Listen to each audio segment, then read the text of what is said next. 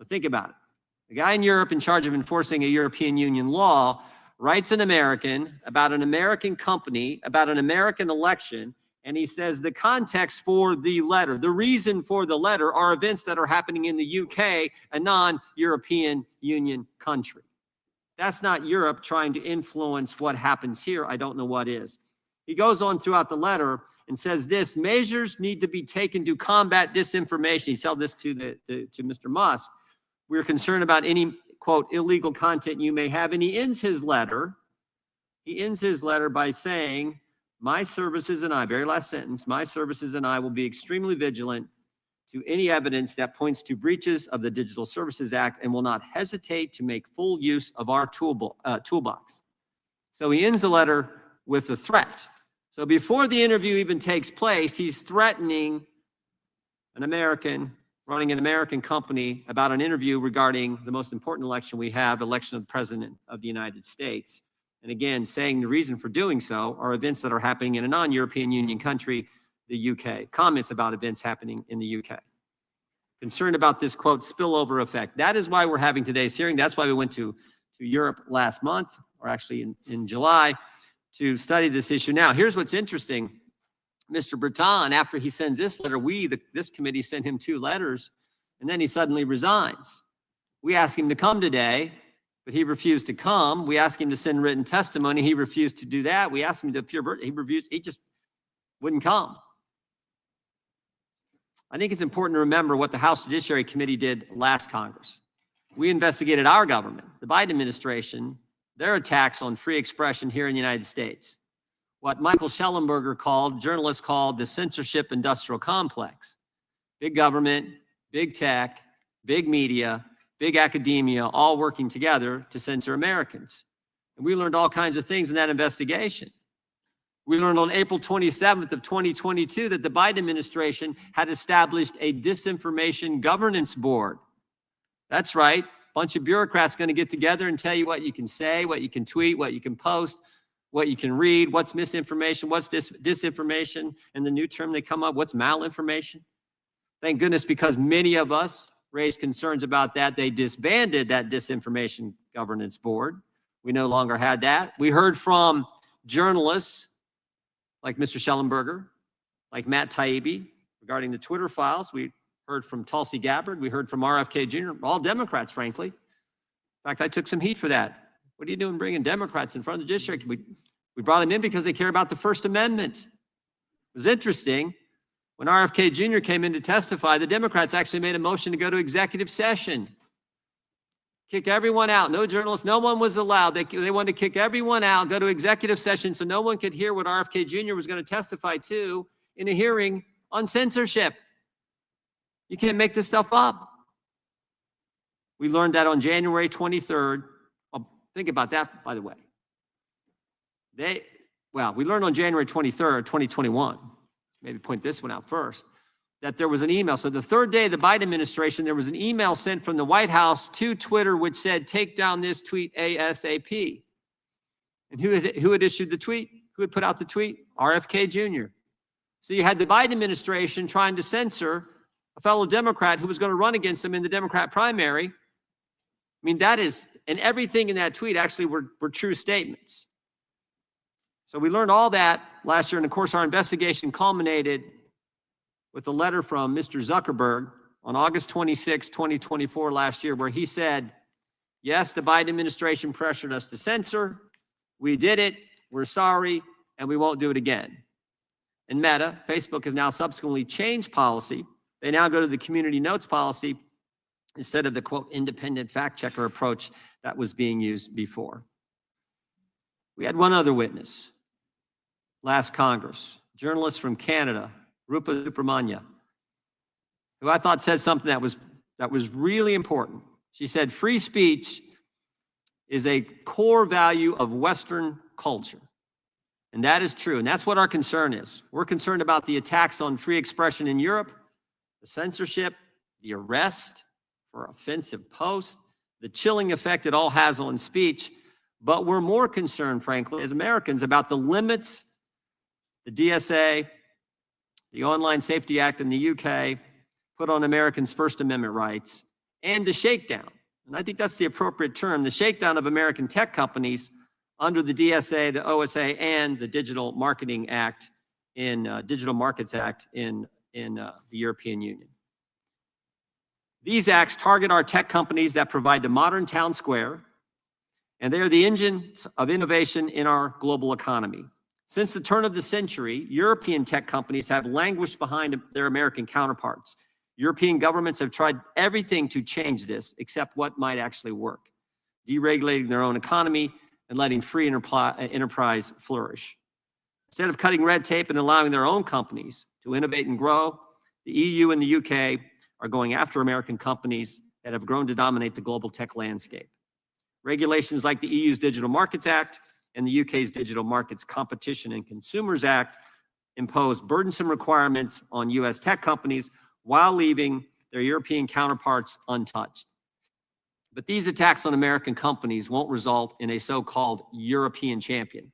Instead, China wins as Europe hurts both itself and America.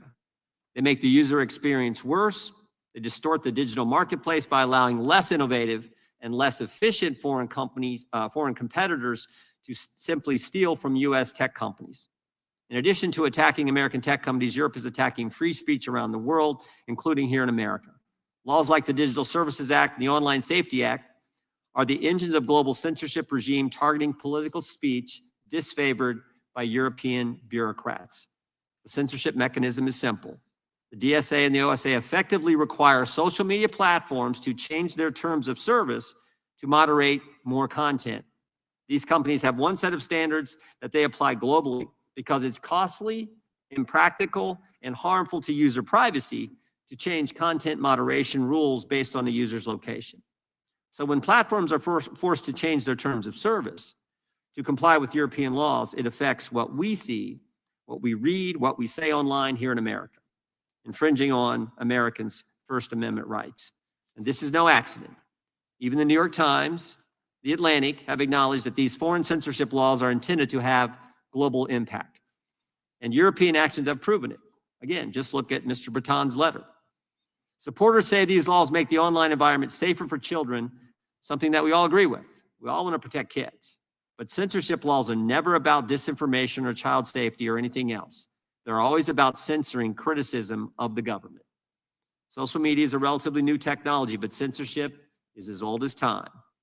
Misinformation, disinformation, hate speech labels are always used by the people in power to censor their critics.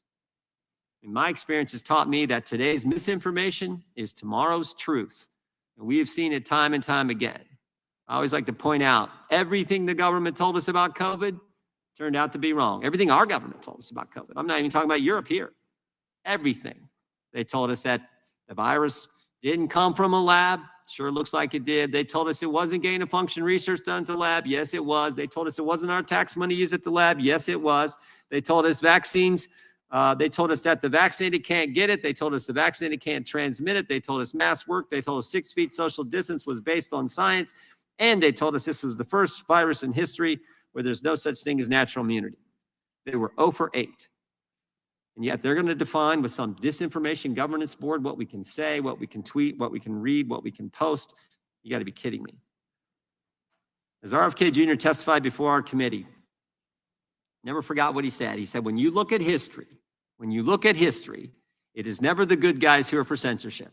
It is always the bad guys, and that's our concern. We need debate. The best way to answer bad speech, wrong speech, stupid speech, crazy speech, even hate speech is more speech. We need the First Amendment. Our committee will continue to move legislation that protects free speech from threats, including threats from abroad. With that, I now recognize our ranking member for his opening statement.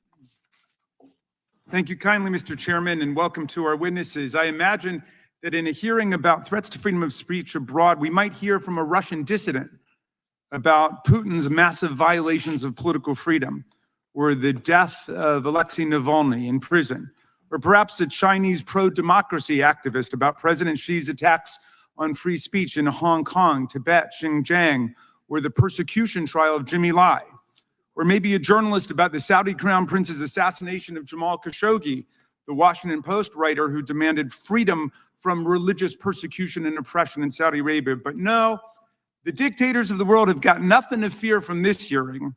The Republicans called it to attack our democratic allies in Europe. The star witness is not a human rights leader like Navalny, but a far-right, pro-Putin politician who leads the UK Reform Party, a party that has 4 members out of 650 members in the parliament. He calls England an authoritarian regime, while saying that Vladimir Putin is the world leader he admires the most. Well, this hearing mimics Vice President J.D. Vance, who went to the Munich Security Conference in February. In the first 2 minutes of his speech, whitewashed the world's leading autocratic regimes, proclaiming that the threat that worries him is not Russia. It's not China, he said, but rather it's our European allies. Amazing. Republicans are promoting far-right parties in Europe, like Alternative for Deutschland, Reform UK, and Rassemblement National Français, and ignoring massive repression in Russia, China, Pakistan, Saudi Arabia, and among all the autocrats of the world. Republicans are vilifying European liberal democracies simply for engaging in the kind of line-drawing exercises that we Americans engage in under our First Amendment with respect to the epidemic of child pornography, protecting children from other harmful content, defamatory speech, online scams and false advertising, and speech inciting riots and imminent lawless action, all forms of speech that the First Amendment does not protect and whose tricky contours must still be drawn by law. We could have a meaningful hearing on this complicated subject, but this hearing is just a drive-by hit against a strong Democratic ally to benefit a Donald Trump sycophant and wannabe. But it's even worse than this. Not only are colleagues ignoring intensifying repression in the world's dictatorships, they're also trying to distract the world from the attack on freedom taking place right here in America every single day.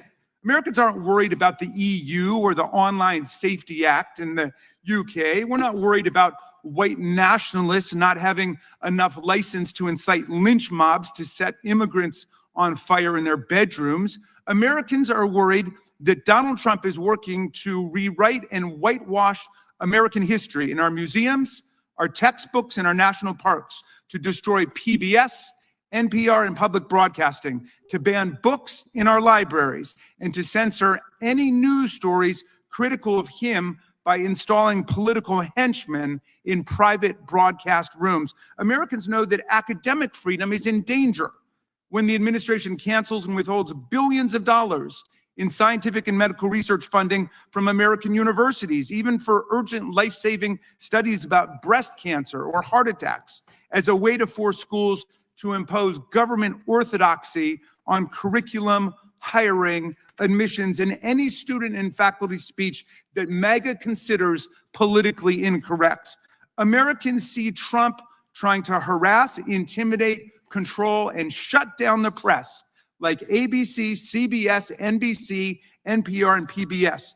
The Republican-controlled FCC essentially blackmailed media companies Skydance and Paramount into agreeing to install a spy, a monitor, a minder, I think the Brits might say, to police CBS news programs to make sure that they are being sufficiently Trumpy in giving us the news in order to get approval of a merger from FCC. Meanwhile, Trump sued 60 Minutes and CBS personally for $20 billion for the frivolous cause of action that he thought an interview with Kamala Harris was edited too favorably, and then walked away with a cool $16 million in a shakedown settlement for his library, all part of a now familiar pattern. When Trump doesn't like the news, he sues the broadcaster and unleashes the FCC on them until they pay up and agree to a government spy stationed in their office.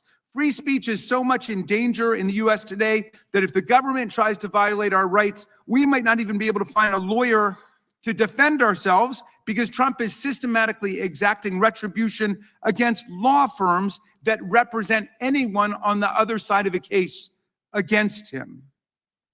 Look, our country loves free speech. We fight for free speech. We fought for free speech, and we know it's in danger when students who are lawfully in the United States are taken off the street and and arrested without warrants by masked federal agents in unmarked cars for writing an article or attending a rally that Stephen Miller doesn't like. Free speech is in danger when visitors to our country have their social media accounts screened at the border for any criticism of Donald Trump. Free speech is in danger when To Kill a Mockingbird, The Handmaid's Tale, 1984, and The Kite Runner are banned from our schools and libraries across the country, and even families defending our freedom abroad have to fight for their kids' right to read freely in public schools run by the Department of Defense. Freedom's in danger when the administration tramples the civil service rights of hundreds of thousands of nonpartisan expert civil servants.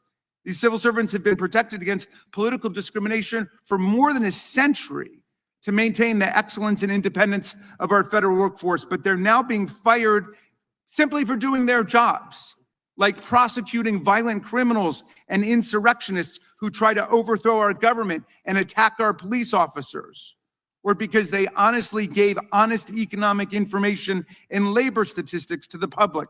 These honorable civil servants are being fired because they won't be the political hacks Trump demands that they be. When private comments made by federal employees are scrutinized for anti-Trump bias and they can lose their jobs because of it, then we've entered the realm not just of Vladimir Putin, but of Joseph Stalin. Now, Mr. Trump and Mr. Farage both claim they're protectors of free speech, but they only want to protect speech they agree with. In the UK, Mr. Farage is openly promoting the abolition of the Human Rights Act of 1998 to be replaced with the British Bill of Rights that limits the right of free speech to British citizens and legally sanctioned residents. He complains that racist threats against immigrants are not protected free speech, while he proposes to strip migrants, tourists, and perhaps even visiting American congresspeople of any free speech rights at all. I had my own close encounter with that when Mr. Farage and his team presented for more than an hour in a conversation we had about free speech. And after 3 minutes of talking, he cut me off and terminated the meeting because he didn't like what I was saying. That's the kind of free speech he's committed to. There is a free speech crisis in America today, but there's no free speech crisis in Britain. UK Prime Minister Keir Starmer has not shut down GB News, where Mr. Farage has his own show, just because Mr. Farage has used his airtime to call for banning peaceful protests that he disagrees with. No one has stopped him from going on Russian TV 17 times and saying also and repeating that the one world political leader he most admired was Vladimir Putin, even though Vladimir Putin is a war criminal and a dictator who has regularly interfered in other countries' democratic elections.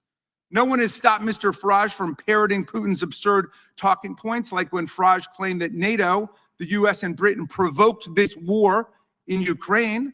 For a man who fashions himself as some kind of a free speech martyr, Mr. Farage seems most at home with the autocrats and dictators of the world who are crushing freedom on earth. Mr. Farage wants to get rid of the Online Safety Act in his country, a law shepherded by the Conservative Party and implemented by the Labour Party, which bans child pornography online, protects children from harmful content, forbids non-consensual pornography and other unlawful content. He should go and advance the positions he's taking here in Congress today in Parliament, which is meeting today, if he's serious about it. To the people of UK who think this Putin-loving free speech imposter and Trump sycophant will protect freedom in your country, come on over to America and see what Trump and MAGA are doing to destroy our freedom, kidnap college students off the street, ban books from our libraries, militarize our police and unleash them against our communities, take over our universities, wreck our professional civil service, and turn the government into a money-making machine for Trump and his family. You might think twice before you let Mr. Farage make Britain great again. I yield back. The gentleman yields back. I would just point out that the encounter that the ranking member had with Mr. Farage was a little different at my recollection than how it was described. And I would also point out that the gentleman alleges there's no free speech in America under President Trump, while his staff member is holding up countless number of articles criticizing the Trump administration. I think that's a little bit of well, let's say that's not how I think it actually goes. So we now will introduce today's witnesses. We will start with the Right Honourable Nigel Farage. Mr. Farage is a member of Parliament from Clacton and the leader of the Reform UK Party. He is also a television host and was a leading proponent of the Brexit campaign. Mr. Lorcan Price is an attorney with ADF International, a nonprofit organization that works to protect religious freedom, free speech, parental rights, and the sanctity of life. Before joining ADF International, he was an attorney in Ireland. Mr. Morgan Reed is the president of the App Association, a trade association comprised of app developers and connected device manufacturers. He routinely testifies before Congress on matters of interest to his members, including artificial intelligence, competition, and other issues. And we have Professor David Kaye. Mr. Kaye is a clinical professor of law at the UC Irvine School of Law. Professor Kaye previously served as the United States Special Rapporteur on the promotion and protection of the right to freedom of opinion and expression. We welcome our witnesses and thank them for appearing today. We'll begin by swearing you in. Would y'all please rise and raise your right hand? Do you swear or affirm under penalty of perjury that the testimony you're about to give is true and correct to the best of your knowledge, information, and belief, so help you God? Let the record show that each of the witnesses answered in the affirmative. You can, thank you, please be seated. Please know that your written testimony will be entered into the record in its entirety. Accordingly, we ask that you summarize your testimony in 5 minutes. I think we'll just go down the line, and we will start with Mr. Reed, then Mr. Price, Mr. Farage, and then Professor Kaye. So, Mr. Reed, you're recognized. 5 minutes. My name is Morgan Reed, and I'm the president of ACT, the App Association. Our members are small and medium-sized tech companies from your districts and around the world. We build and sell the apps and the products you love. If you're scheduling a haircut, tracking your productivity at work, or using online tools to train your employees, it's likely one of my members made that happen. I'm here to tell you that our European members are just as good, just as smart, and just as entrepreneurial as our American members. Whether it's Clement Savage in France, Mitchell Volkring in the Netherlands, or Mark Thomas in the UK, their companies are busy trying to change the world. The difference between them and our American members can be seen in the ever-growing wall of ex-ante regulation and compliance requirements from an EU government that is constantly asking how government can be more involved rather than less. Unfortunately, the DMA is a perfect encapsulation of the problem. Ostensibly, it exists to make it easier for EU companies to compete with the US tech lead. Instead, it just creates leadership in red tape. Small companies find value in the bigger platforms for 3 boring and absolutely vital reasons. They need to offload overhead, have access to a global market, and have customer trust. Because small businesses are always overworked and undermanned. For us, offloading overhead is critical. A small business is trying to ship a product, not learn about tax laws in 160 countries. We don't want to sign multiple contracts with middlemen to handle shipping or web storage, or send bills to dozens of different platforms, each with their own PO system. Small businesses need to focus their time on serving the customer to compete. And of course, to grow your small business, you need customers. And that means access to a global market. If your product has fewer than 100 customers in your state, that's a hobby. But 100,000 customers worldwide, that's a business. Nearly every one of the DMA's designated gatekeepers are actually gateways to a global market. But you might say, Morgan, the internet itself is a global market. And we would agree, but the internet lacks one key characteristic: trust.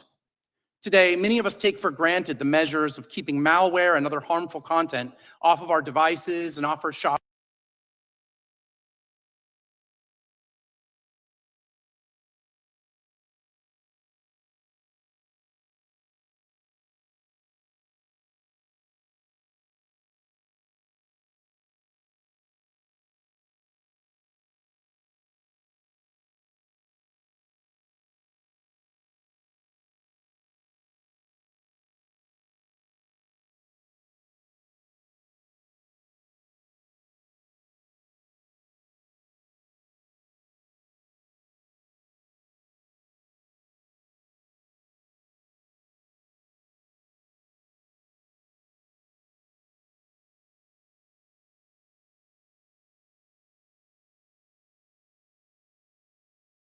Phone and out of your wallet, the DMA demands the world adopt a flea market model where anybody with a plastic folding table and some boxes that fell off the back of the truck are given the same access to consumers as legitimate businesses.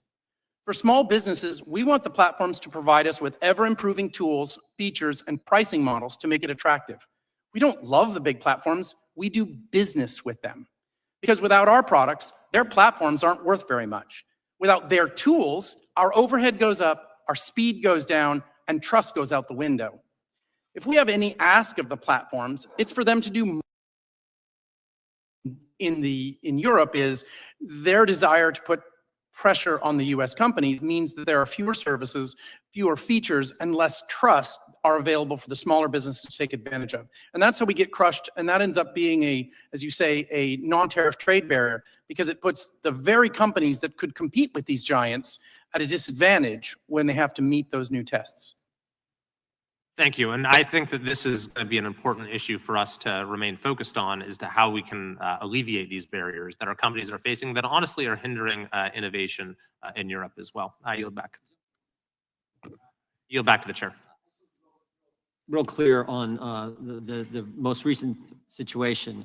Maybe I'll direct this, Mr. Farage. So Graham Lineman is an Irish citizen who posted something while in America and then gets arrested when he goes to the UK for some quote offensive post online. Is that accurate? That is absolutely right. Yeah, that's where this is all headed. That's exactly where this is all headed.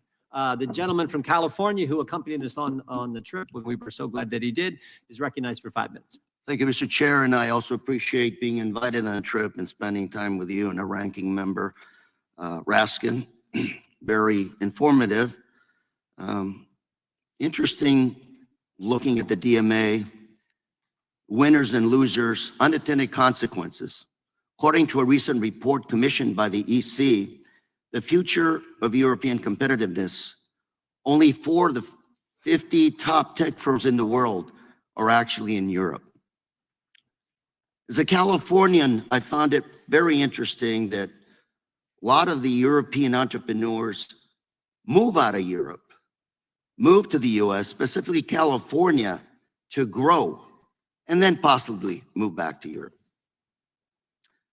I'm a Californian, so the health and welfare, the interests of California firms is interest to me. And seeing hundreds of millions of dollars in fines under DMA's nebulous violations being levied against California firms, money that could be best spent on R&D in many ways, is very bothersome. I care about encouraging California entrepreneurs. We have the most successful entrepreneurs in the world today, yet they are essentially being targeted by the EU and other foreign regulations. California, this money is better, again, invested in creating jobs in California. And by the way, a lot of these firms that are actually being fined actually pay taxes in California. Today, California recently passed up Japan to become the 4th largest economy in the world. California is the number 1 producer of ag products in the world, number 1 in terms of venture capital in the US, number 1 manufacturer.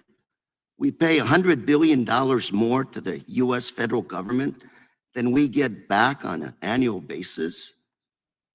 So despite all the challenges we have in California, we actually know how to do it right.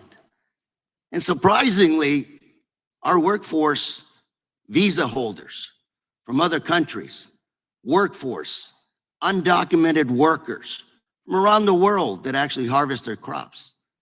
Manufacturing, we are the top manufacturer in the United States in terms of state. A lot of undocumented workers there. So California, we actually can manage pretty well. The best managed state, I would argue, in the union.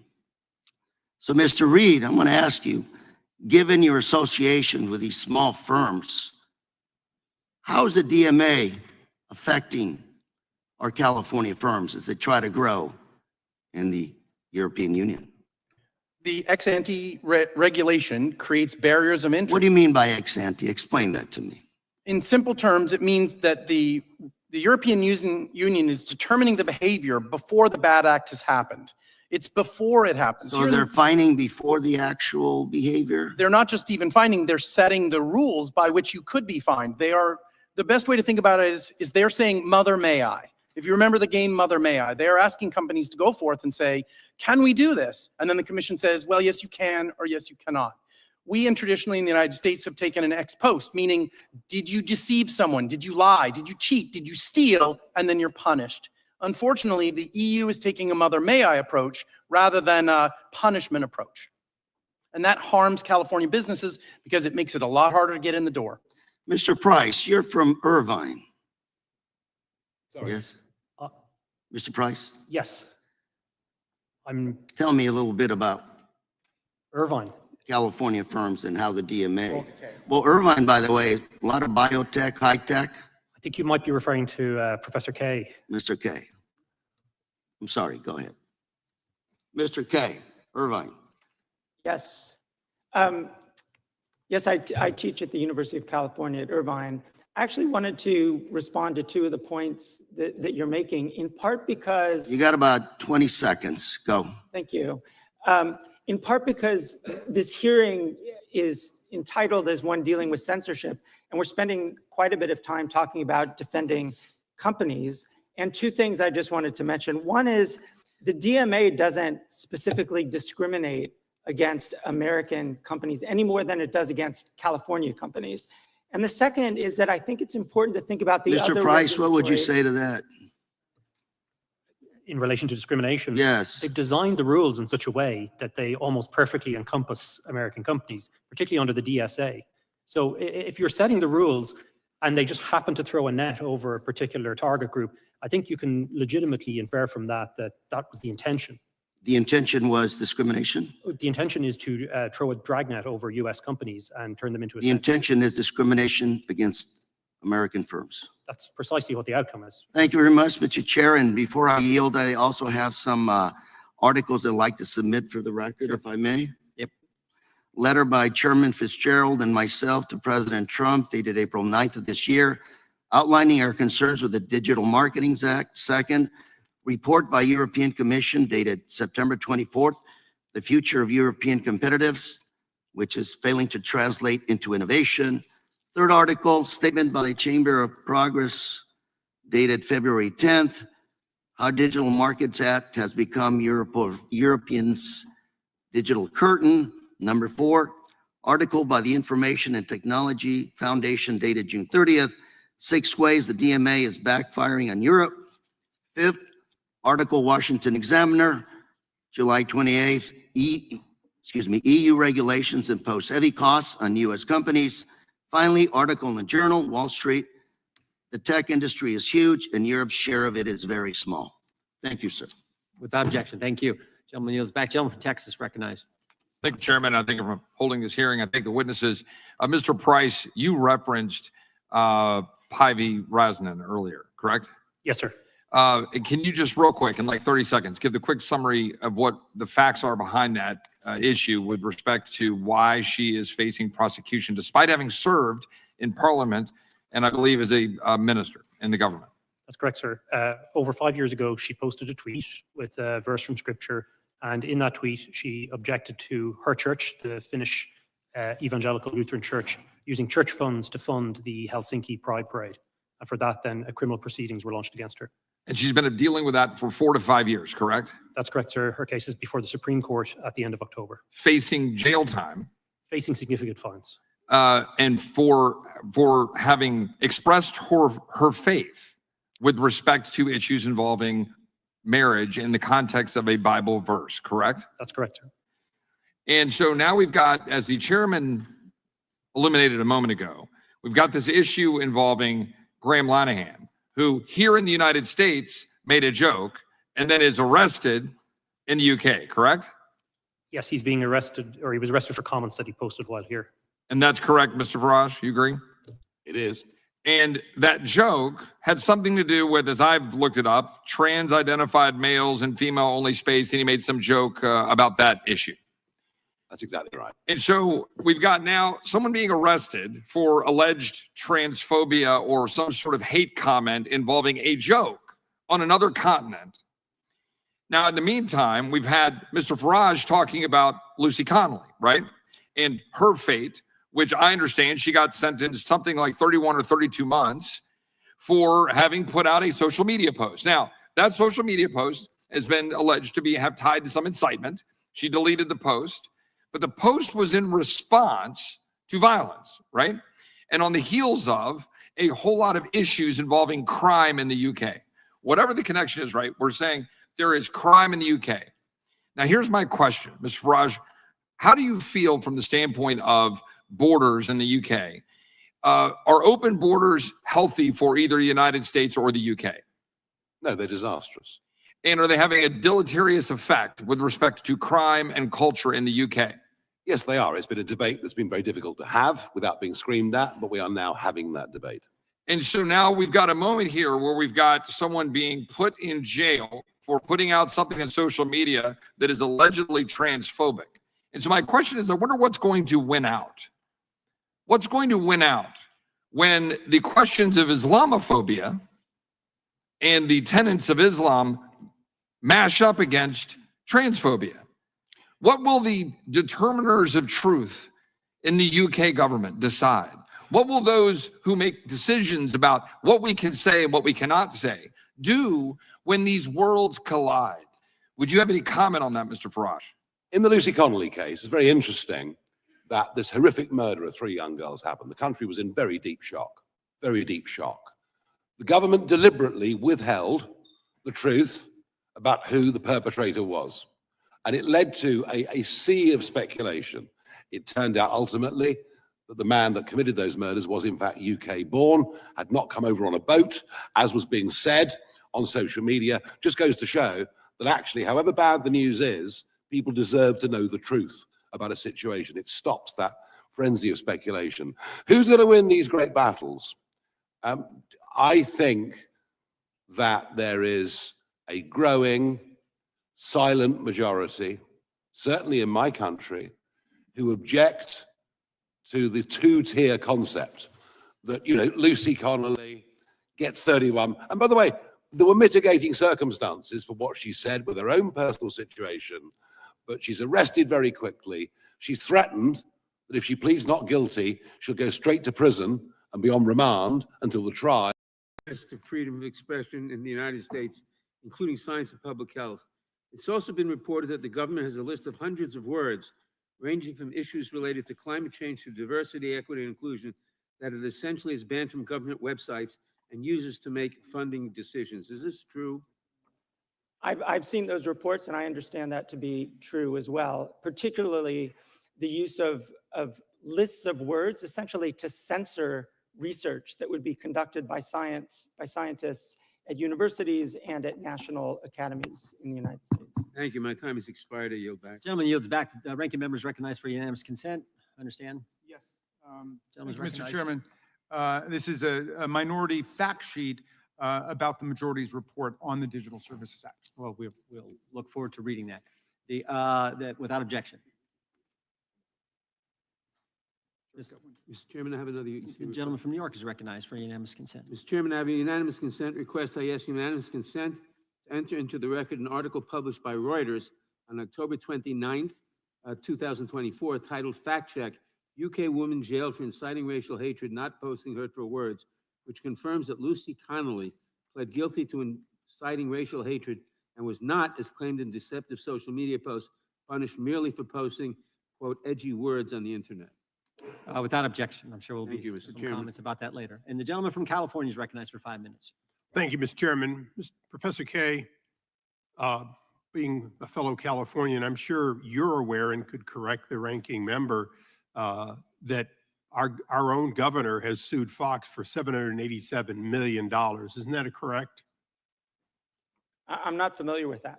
Well, I didn't think you would be, but neither was the ranking member, apparently.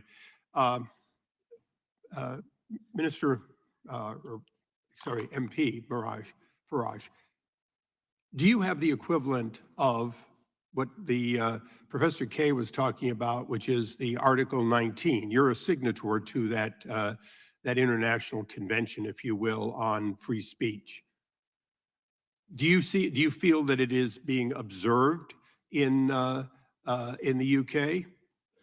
Maybe a signatory to it, and we may. And the Prime Minister, you know, today in the House of Commons was talking about free speech, and indeed when President Trump was with him in Scotland the other day, he talked about our proud history of free speech. But what people say and what they do are two very different things. And the argument is that the Online Safety Act, I'll repeat what I said earlier, may have been designed by the Tories with the best of intentions, but has turned out to be the sledgehammer that misses the nut. It's not protecting kids, and it is damaging. So now, going back to the United States, you don't have a constitutional framework that is the equivalent of ours in that you have no First Amendment absolute guarantee. Is that correct?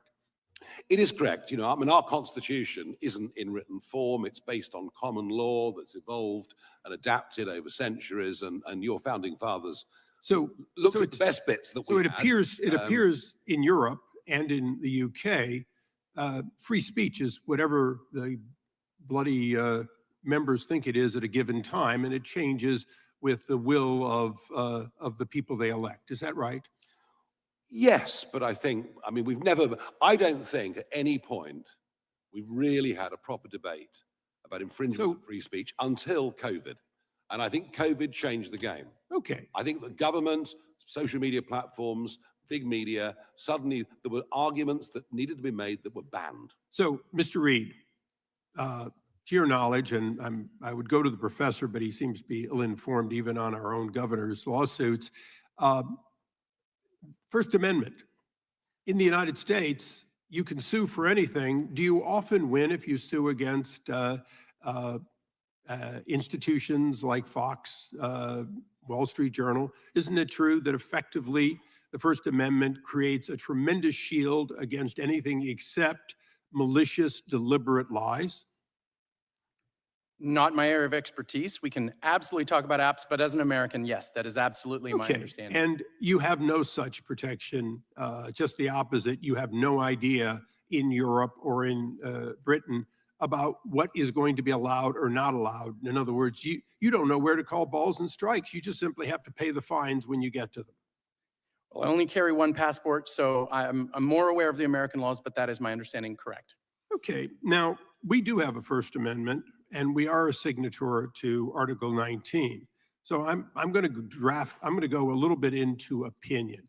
Now, I'm the author of No Censorship on Our Shores, meaning, Mr. Price, I know you're familiar with it. I'm not going to tolerate censorship overseas and then have those people come to the United States.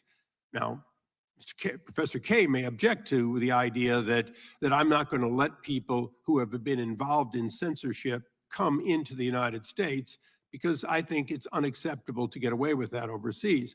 But let's be reciprocal for a moment for Mr. Reed and for everyone. If we're seeing Europe and the UK and other countries stifle what we are guaranteed in the US, and particularly arrest somebody for what they said while on US soils, shouldn't this administration be just as strong and reciprocal that we will not tolerate that activity even off our shores? And isn't that ultimately what the United States must make available to the world, essentially guarantee the First Amendment to anyone, anywhere, if they want to do business with the United States? Mr. Price.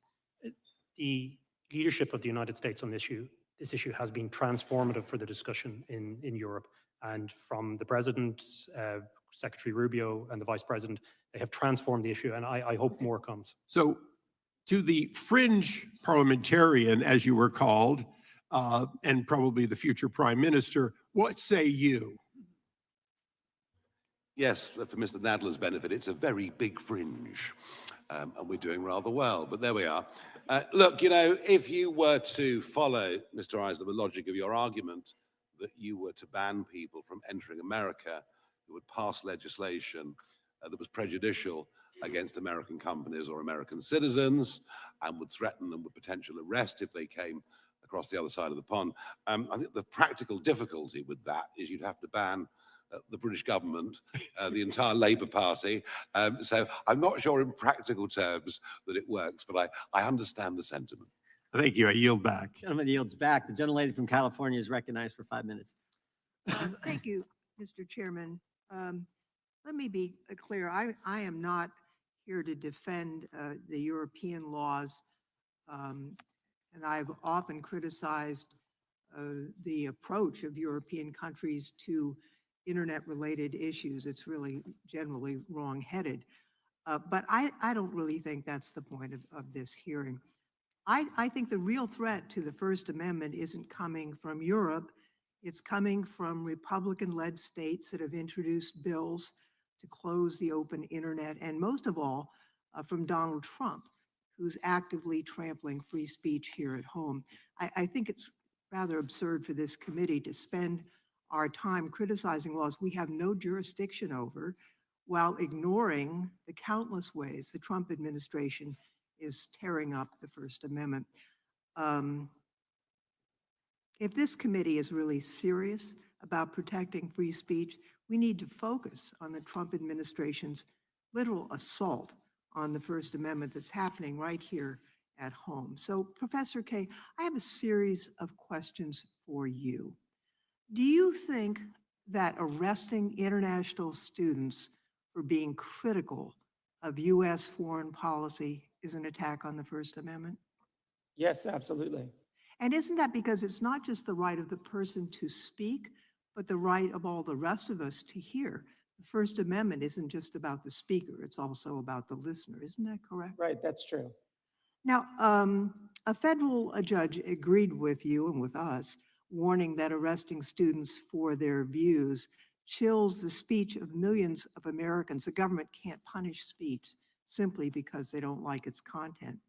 This year, as has been mentioned by others, President Trump's FCC blocked the CBS merger until the network agreed to change its programming and install a so-called bias monitor. The head of 60 Minutes resigned, saying he could no longer make independent decisions about the news. Doesn't that sound like a violation of the First Amendment's guarantee of a free press? It does, and I think it's important to underline that restrictions on free speech don't come just from a law or the police outside your door. It can come from a whole network of intimidation, of public attack that really does chill speech, including the kinds of attacks that lead to deportations of people who are here just to study.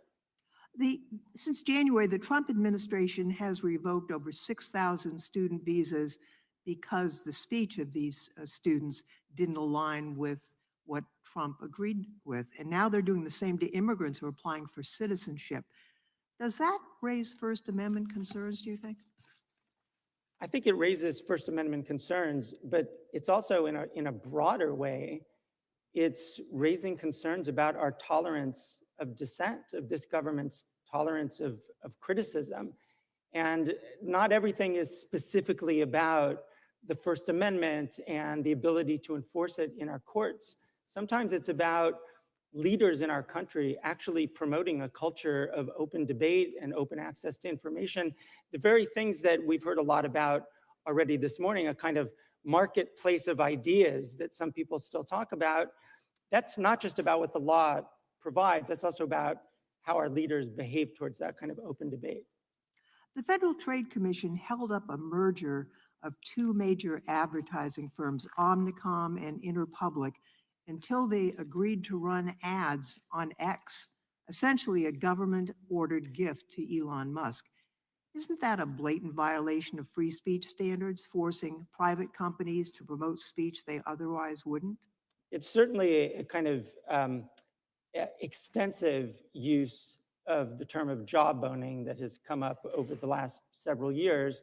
And it's a kind of pressure that absolutely interferes with free speech. And it's also the kind of weaponizing of our federal agencies in support of a particular actor, a particular business person.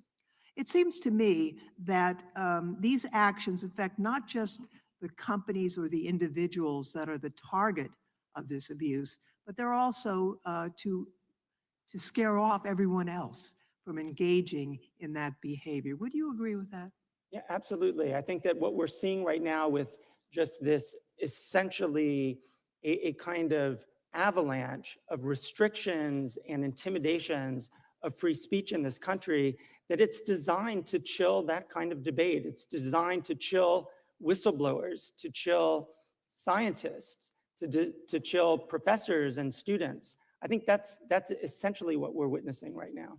My time has expired, Mr. Chairman. I yield back. Generally yields back. Mr. Chairman, I ask unanimous consent. You see request from General Counsel? Yes, I ask unanimous consent that the Politico ad or news that was dated June 27, 2025, saying Gavin Newsom sues for $787 million be placed in the record. Without objection. Mr. Price, has anything in the Digital Services Act changed in the last year? No, sir. Hasn't been amended, hasn't been changed at all? No, sir. So everything Mr. Breton wrote 1 year ago today, well, August 12th, 2024, that's still in place, where he said to an American running an American company about an interview that was yet to happen, future interview, threatened this individual. None of that nothing in the law has changed that would change what actions this individual took. Nothing in the law. Just because Mr. Breton's gone doesn't mean Ms. Verkunen can't do the same darn thing, right? Precisely. Yeah, and that's the concern. Mr. Price, is this statement, we need to take back our country, is that statement hate speech? We don't really know what hate speech is. It's so vague, and that's the problem with it. I wouldn't regard that as Well, you may not, but the EU regulators do, because they had a workshop on May 25th where this is part of our investigation, material we'd subpoenaed. They gave us this information. They said it is hate speech. That's a concern, right? Yes, sir. And it could be made by an American and be termed hate speech, and there could be some ramifications for Americans' First Amendment liberties. Is that accurate? Yes, sir. Okay, Mr. Price, what's a trusted flagger? A trusted flagger is an NGO or a private organization that's recognized under the DSA, and if they identify or a complaint has been made. Wait. Recognized by who? Oh, the terms of the DSA. Oh, and the national regulators and the commission as well. Okay, and they do what? So they're recognized by the government. They're approved by the government. Yes, all sir. right? And what do? If they identify content that they regard as illegal content, the companies have to give priority to removing that content. Oh, so people that the government approves tell companies what they can allow on their platform and what they can't, right? That's correct, sir. And the same people who approved these folks are the same people who conducted the workshop and said, we need to take back our country as hate speech. Is that fair to say? That's correct, sir. Yeah, and that's the concern. And what happens if these trusted flaggers approved by the government, the same government that says we need to take back our country as hate speech? By the way, I think that statement is made probably more by Democrats right now than Republicans. I think the head of the Democrat National Committee made that statement like 3 months ago at a big Democrat rally or something they were having. So the same people say that's hate speech, approve the trusted flaggers, who then tell the platforms what they can and can't have on their platform. And if they don't agree with what the trusted flaggers say, there's civil penalties. Is that right? Yes, sir. Both under national law and the DSA, investigations begin, and there's a whole process that can result in enforcement and then ultimately crippling fines for companies. And those crippling fines, those civil penalties can be what? 5%, 10% of global revenue, depending on the Online Services Act or the DSA? Under the DSA, 6%. 6%? Wow, that's a lot of money because these are big companies, right? Yes, sir. Now, Mr. Farage, it's not just civil penalties, though. And this is where it gets really scary. Because my understanding is there's criminal penalties, and I think in 2023 in the United Kingdom, there were 12,183 arrests for offensive posts. 12,000 people arrested for things they posted online that some trusted flagger approved by the government, the same government that says what's being said at the Democrat National Committee, we need to take back our country, is hate speech. That's a scary scenario. Is that right? Yeah, they're massive statistics. And I mean, some of it comes under non-crime hate incidents. So you've said something on social media, someone's taken objection, and you get the knock at the door from the police sort of warning you that if you do this again, something may happen. And this has now been broadened out. I mean, Mr. Price made the point, what is hate speech? How do you define hate speech? And that's the problem, isn't it, with all of these laws, that we finish up in a position where local police forces, etc., have to choose their own interpretations. I think, again, as I said to you earlier, the timing of this hearing today is perfect because the head of the Metropolitan Police who arrested Graham Linehan at Heathrow Airport, he's thrown the ball back now to the British Home Secretary and the government to say, please tell us, what is this law intended? What are we supposed as the police to do? So I think we're going to have a much more rapid debate about this. But my worry is it may get worse, if I may quickly. Yep. Because the Labour government now are intending to pass a law that has a definition of Islamophobia. They're intending to put that into law. And that effectively will mean that criticism of a religion, mocking of a religion, would become an offense. And that's totally against everything. Well, Because, you know, we've always given the Pope a hard Yeah. time. We've always given the Archbishop of Canterbury a hard time. So we're finishing up kind of with two-tier law Yeah. and two-tier justice. Well, And speaking, that's very I concerning. had one other question I'd like to get from maybe you and Mr. Price, if I could. Speaking of religion, tell me what performative prayer is. This is something we've seen and we've discovered in our investigative work. Maybe we'll start with Mr. Price, then go to Mr. Farage. Yes, sir. We have a client at the moment who's been prosecuted or was arrested in Bristol for a Christian pastor preaching about the differences between Christianity and Islam. He was then assaulted by a group of people identifying as Islamic people. The police arrived and they arrested him, not the people who assaulted him. This is the state of play in the United Kingdom in terms of free speech. And unfortunately, across Europe, I mean, I have a whole file of cases here where people have been arrested for criticisms of Islam, where they've been prosecuted. So things are getting pretty bad. Yeah, that extends to abortion clinics, doesn't it? And the abortion debate in Britain and Europe is different to the abortion debate in America. It's in a different place. But we have seen people warned or arrested if they've been seen to be praying outside abortion clinics, even if they're doing it silently. Hence, it's performative in the sense they're doing that. And you know, I'm afraid you now have to be a certain distance away from one of these clinics. But if other members of the public object and say that your praying there is causing them psychological harm, well, the police may intervene. Thank you. Mr. Chairman, may I comment on one of these issues very briefly? I'm fine if the ranking member, okay. I may have to ask you a question after you comment. When you do that, go ahead. I realize I'm opening the door. Yeah. I just wanted to note on this question of what is hate speech. First off, the question of identifying hate speech is not something that happens in a vacuum. In the UK, in Europe, there are very strict rules around the definition of hate speech that connect it not merely to speech, but to incitement. So it's incitement to violence or hatred or discrimination. And I think that's just an important baseline point, that this isn't just about pure speech, it's about the kind of speech that might lead to violence. And related to that, when you mentioned this hypothetical of take back our country, and is that hate speech? My understanding is that that came up in the context of a hypothetical related to persistent harassment of a Muslim girl.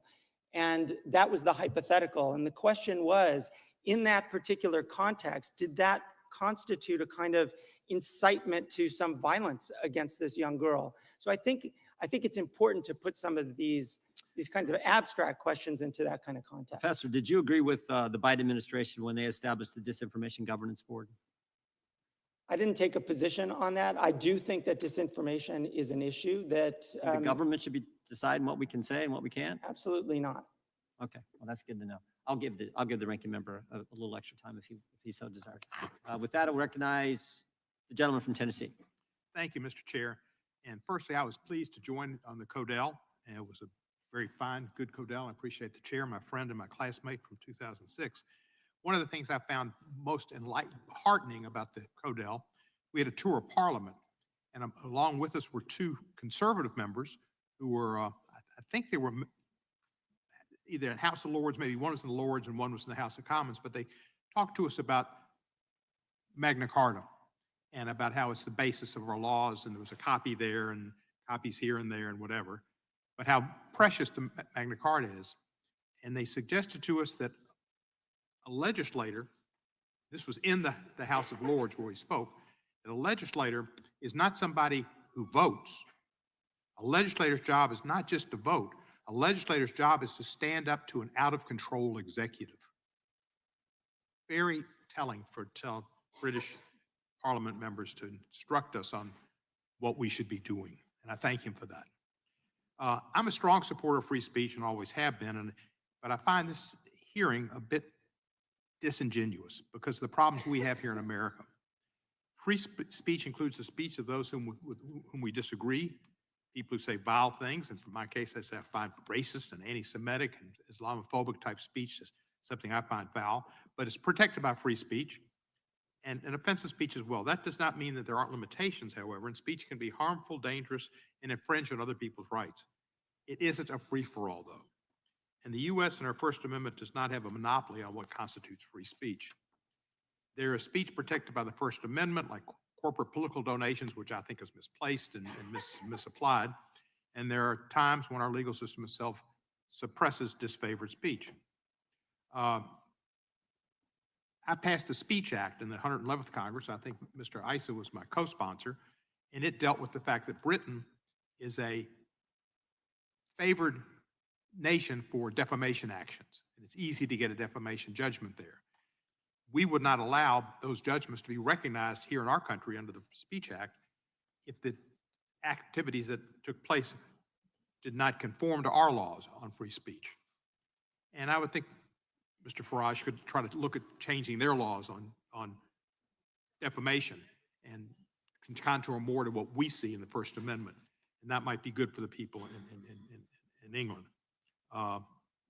Two of my good friends, most revered friends, were from England, London, Christopher Hitchens and Sir Bill Browder. And they've written books, and they could be subject to such laws as well. But work on protecting your English authors. From Shakespeare on, they've been pretty good. We used to be bipartisan in these efforts to look out for free speech, but President Trump has taken on free speech in ways that would never have been thought about. And I think Mr. Lofgren brought some points to Professor Kay. And it's not just laws, it's autocratic actions as well. President Trump, as Mr. Dalio said clearly, but so many other people have said it, felt it, is bringing us on the verge of an autocratic state. And his actions in trying to bring law firms to their knees, colleges to their knees, federal employees, students, et cetera, is anti-free speech, anti-opportunity, and fear for themselves and their futures if they speak out. Even Congress people could be subject in the future, I'm sure, with some of the ways we're seeing this Justice Department act with questions about their speech. Our president has sued every broadcasting company almost, and they've gone after CNN, they've gone after NBC, and they pick some of these fringe people to pick on the Ukrainian president about his attire. It's bizarre what's going on in our country, and I'm concerned. They try to silence and shake down those who don't conform to whatever the president thinks. We need to understand that his review of the Smithsonian exhibits and other African-American museum and saying there was too much emphasis on how bad slavery was. I don't know how you can find anything good about slavery, and Edwin Starr, who's a singer, would tell you slavery, like war, there's absolutely nothing good about it. So we shouldn't be trying to. Professor Kay, how would you compare, from your expertise, how we evaluate and compare with relative states of freedom of expression written in the United States? Where do you see comparisons? Well, I think right now we're at a very dismal place in the United States, but I do think that it's also worth thinking a bit about some of the issues that Mr. Farage raised. So, for example, he mentioned the issue of a law against Islamophobia, but there's also a lot of discussion about laws against anti-Semitism and against other attacks on people on their status, on the basis of their religion and so forth. Those are actually valuable conversations to have. But you can't just sort of pick and choose which censorship or which restrictions are okay and which are not. You really need to have a general view as to what's appropriate. And I think, again, the chairman's point about censorship being a focus on criticism is the appropriate one. And to the extent that we can make that comparison, which country is really doing more, or which countries are really doing more to tamp down, to silence critics, that's the harm to our democracy. And right now I see that more in the United States than I see in Europe or the UK. Thank you, I'm a gentleman. Professor. And I'd just like to say to you, welcome. I have a lot of British friends and respect for Britain. I have a great time when I'm there, but I'm happy we won the war. Gentleman yields back. Gentleman from Arizona is recognized. Thank you, Mr. Chairman. You know, the statement that Trump is bringing us to the edge of being an autocratic state in and of itself disproves the premise of that statement. Think about that. It's absurd. Under the First Amendment, the general proposition is that government should not be regulating the content of its citizens' speech. You have the opposing idea that it's the responsibility of government to decide not only what its citizens should think, but what content they are allowed to see and engage with. To some, the reality of the government regulation of speech may sound like it's a distant, authoritarian notion that won't come to the United States of America, but I would ask you to just think back again. I'm reminded of Orwell's 1984. Think of the memory hole that people are trying to memory hole right now, some even on this panel, sir, who don't want you to realize how bad a government can be when it attempts to censor right here in the United States. For instance, President Obama, this is from an article I'd asked unanimous consent. President Obama has been the most aggressive administration in history, not only going after whistleblowers, but after pursuing reporters who write their stories. How about this one, the Biden legacy? How about this whole stack, and I'll put these in just a second. It's convenient to memory hole what the Biden administration did, what they did to suppress dissent and contrary opinion. I'll get into that in a second. The actions of European governments show that the type of censorship by government is not only possible, but very much doable. Under the guise of public safety, government officials in Europe have suppressed and arrested individuals who have simply engaged in political speech that is arbitrarily deemed to be unspeakable by the government. This kind of regime doesn't just appear on the scene, though. It takes time to develop. And we've seen it here, and that's why I'm taking this opportunity to remind you that FISA must be reformed. FISA must be reformed.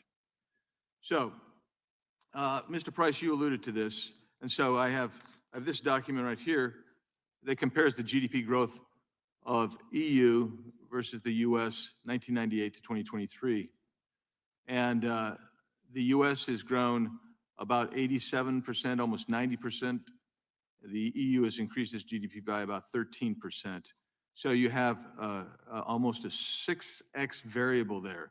The question is, when you set these kind of draconian fines and you set up a system that is amorphous and almost indefinable, might it not also have some more than just even the safety, ostensible safety of the society? Might it lead to trying to regulate when you can't innovate? I think that's very much the case, sir.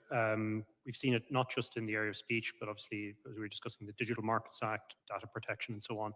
And Europe is facing some very serious structural problems demographically, financially. And a lot of what I think is inspiring the DSA is what we saw from Germany beginning after the election of President Trump and after Brexit, which is to control the narrative, slow down speech. And into that, then, they're throwing a very wide net out that's affecting all kinds of legitimate speech. We talked about my client, Päivi Räsänen, in Finland, who's prosecuted for sharing a tweet from the Bible. It's absolutely outrageous. And that becomes now the standard that the DSA will set, not just for Europe, but possibly and predictably globally. And similarly, Mr. Reed, that's what's going to happen to your app innovators. They're not going to be able to have access to 440 million people in a marketplace in Europe without having to go through essentially government censorship. Well, I think you hit it earlier when you said that their focus has been on regulating or adding legislation. And it isn't one piece of regulation or one piece of legislation that has caused problems for our innovators, both in the UK, in the EU, and in America. It's been the stacking effect. Because if you start with one regulation, you say, I can handle that, I'll build that into my business. It's when you have one, then two, then four, then six. So what's been the biggest problem for growth has been their answer is that old quip, the beatings will continue until morale improves. We often feel that way about regulation. Innovation will get regulated until we get more innovation, and I don't think that will work out. Thanks, Mr. Reed. Now I'll finish with you, Mr. Farage. What happened to the great countries of the West? I mean, seriously, and their liberal understanding of civil rights and the ability to speak one's mind openly without fear of arrest or censorship or abuse of harassment by the government. I think what went wrong in many ways is we forgot why we actually had those liberties and had those freedoms in the first place. We forgot that, as I mentioned, I touched on earlier, we forgot the huge sacrifices that were made by citizens alive at that time to defend those principles against tyranny and against dictatorship. We've kind of lost our way in understanding why we are as we are. And I think that has permeated through the education system, where I'm not sure we've been teaching good values. The slavery comment was made earlier. You know, I completely understand there's nothing good about slavery. But take our country, you know, we spent decades driving slavery off the high seas. So whilst we were perpetrators to begin with, we actually, in the end, drove it off the high seas. So we need to teach our kids a sense of balance about our history, about the sacrifice that's been made. That's my feeling. Mr. Chairman, I have some unanimous consent. Gentleman, recognized. This one, GDP growth comparison, EU to US, 1998 to 2023. This one, Biden's press freedom legacy, empty words and hypocrisy. Massive government censorship during and about COVID from the New Civil Liberties Alliance. The Fifth Circuit agrees that federal officials unconstitutionally coerced or encouraged online censorship under the Biden administration. This one, information during the pandemic suppressed. Feds blew $267 million fighting misinformation under Biden as Trump vows to ban censorship cartel. This one, how the FBI violated the privacy rights of tens of thousands of Americans.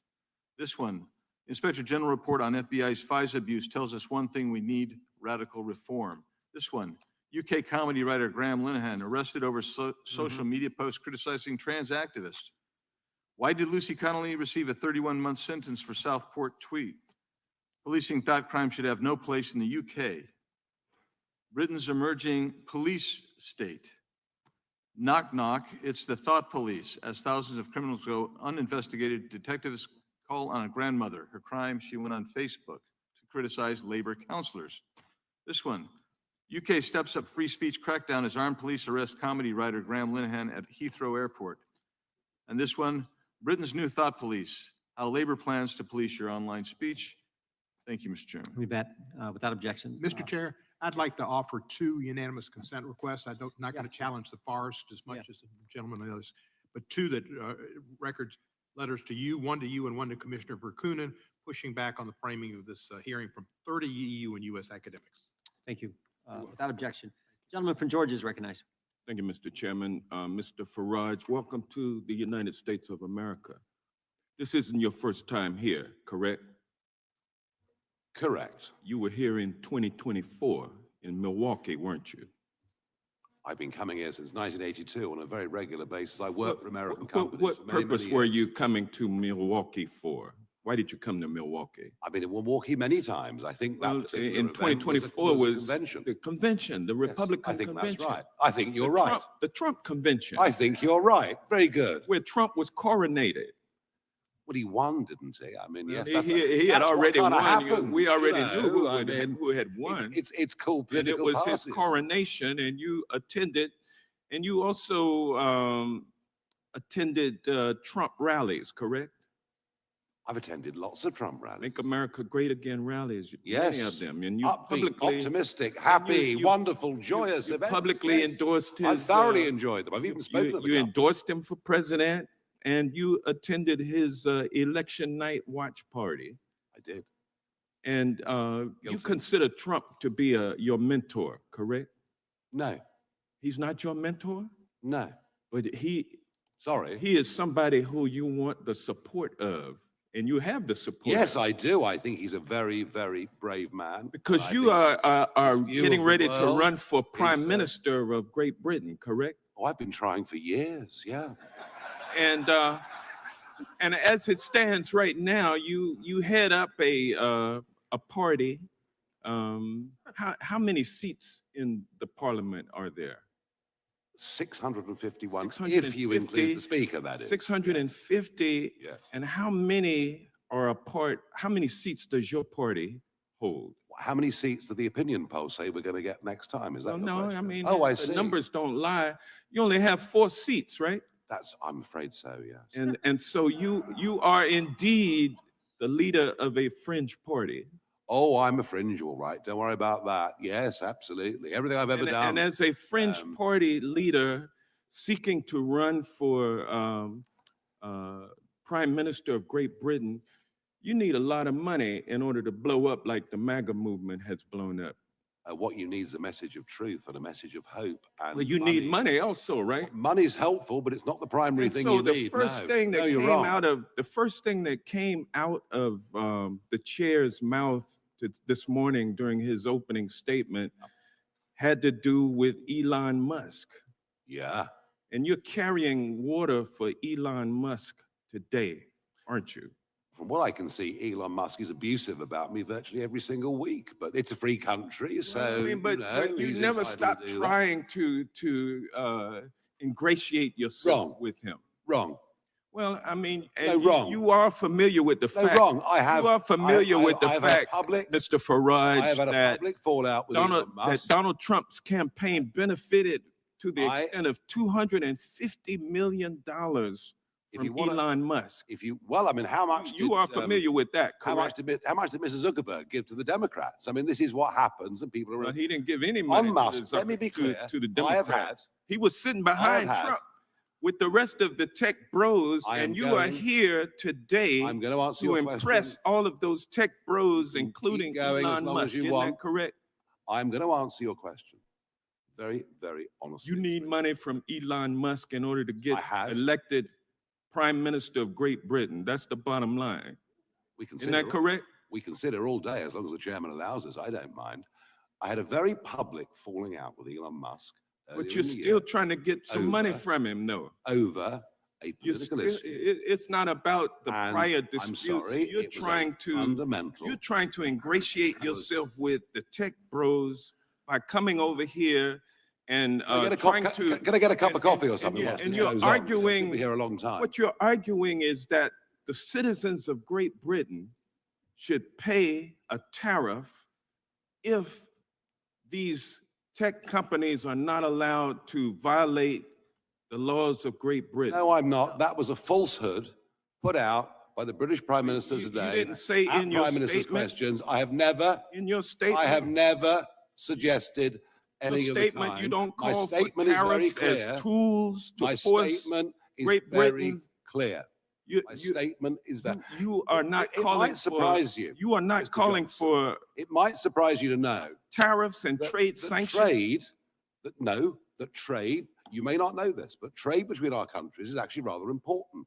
You are the biggest investor in our country, What you've and we're the done- biggest Time- investor what in you've yours. done is And- come and over Time of friends. the here. gentleman from And Georgia has friends. expired, No, but the what you- gentleman, What you've be able done, to say sir, is some kind come of here response. to the United Regular States order, to Mr. argue Chairman. the that time. your He's been citizens rude, should he's been pay a disgusting, tariff. he's been hilarious. Hang on. No. The gentleman's time has expired. I feel like we should give Mr. Farage a chance to respond to one of the many questions he was not allowed to respond to. So we'll give you 30 seconds, Mr. Farage, and then we'll move on to our next one. Because I know Mr. Farage does have to leave in about an hour. So we want to get through as many members as we can. Number one, I had a public fallout over a political issue with Elon Musk. I can't be bullied by anybody. I haven't changed my mind. Last time I looked, he was being spectacularly rude about me yesterday. That's life. If we believe in free speech, we live with it. What I have made You're very clear. fixated on. What I've Hang on, made, hang on. sorry, no, this is my turn, I Yeah, think. Yeah, you got another Thank you, 15 Mr. seconds. Chairman. What I've made perfectly clear in this paper is the situation we've got with successive pieces of legislation, including now the Online Safety Act, is a danger to trade between our countries. And allies and friends and trading partners have honest conversations with each other. I hope many American companies and politicians have honest conversations with the British done government. it. I've not suggested sanctions at all in any way. Good luck on your race. The gentleman from California is recognized. Thank you, Mr. Chairman. First, I'd remind my colleague from Georgia that President Trump was openly nominated after decisively winning the primary votes across the country. That's in open contrast to the Democratic nominee, who has decreed the nominee of her party in spite of the fact she did not receive a single primary vote. So I would be a little careful if I were him about talking about coronations. I do agree with my Democratic colleagues that we need to be on guard against suppression of free speech whether it's coming from the left or the right. But I disagree with them that the chief executive regulating the executive branch's communications or conforming executive agencies and grantees to executive policy is somehow a threat to free speech. The executive branch is designed to speak with one voice, a voice chosen every 4 years by the people. And I disagree with them that suing for defamation is an infringement on speech in a legal system where the truth is an absolute defense. The threat to democracy is from the government regulating other people's communications. And we're now discovering that the Biden administration used the FBI to pressure tech companies to censor the communications of the American people over a free discussion of everything from COVID policy and origins, the Russian collusion hoax, Biden family influence peddling, climate change. I myself was the victim of this censorship when I warned of the damage that the COVID lockdowns were causing. Now, democracy assumes that the best way to separate truth from lies, or wisdom from folly, or good from evil, or love from hate, is to place the two of them side by side and then trust the common sense and good judgment of the people to know the difference. But this assumes that the people have full and unfettered freedom to express themselves and to challenge the claims and opinions of each other. Now, some of our colleagues seem to be suggesting that we should transfer that prerogative from the people to the government. That's the very definition of authoritarianism. Mr. Farage, what are your thoughts? Yeah, I agree with that. I think you know, we are as citizens, we should be free to make our minds up, to express our opinions, to a large extent to make our own mistakes, provided, and we all know there's a limit to free speech. You know, the professor talked about incitement earlier, and of course, you know, we would be absolutely joined together on that. We don't want incitement. We don't accept incitement. And if people put out something irrational or insightful, but very quickly put their hands up and apologize and learn their lesson, that's kind of how the world is. I do not want government to be the arbiter of what I should think. We have a word for that. It's democratis, rule by the people. So yes, democracy. I'm with you on that. I also agree with you that COVID, I touched on this earlier. It was during COVID when rational debate about many important issues, be it mask wearing, be it lockdowns, rational debate on these things was frankly stamped out.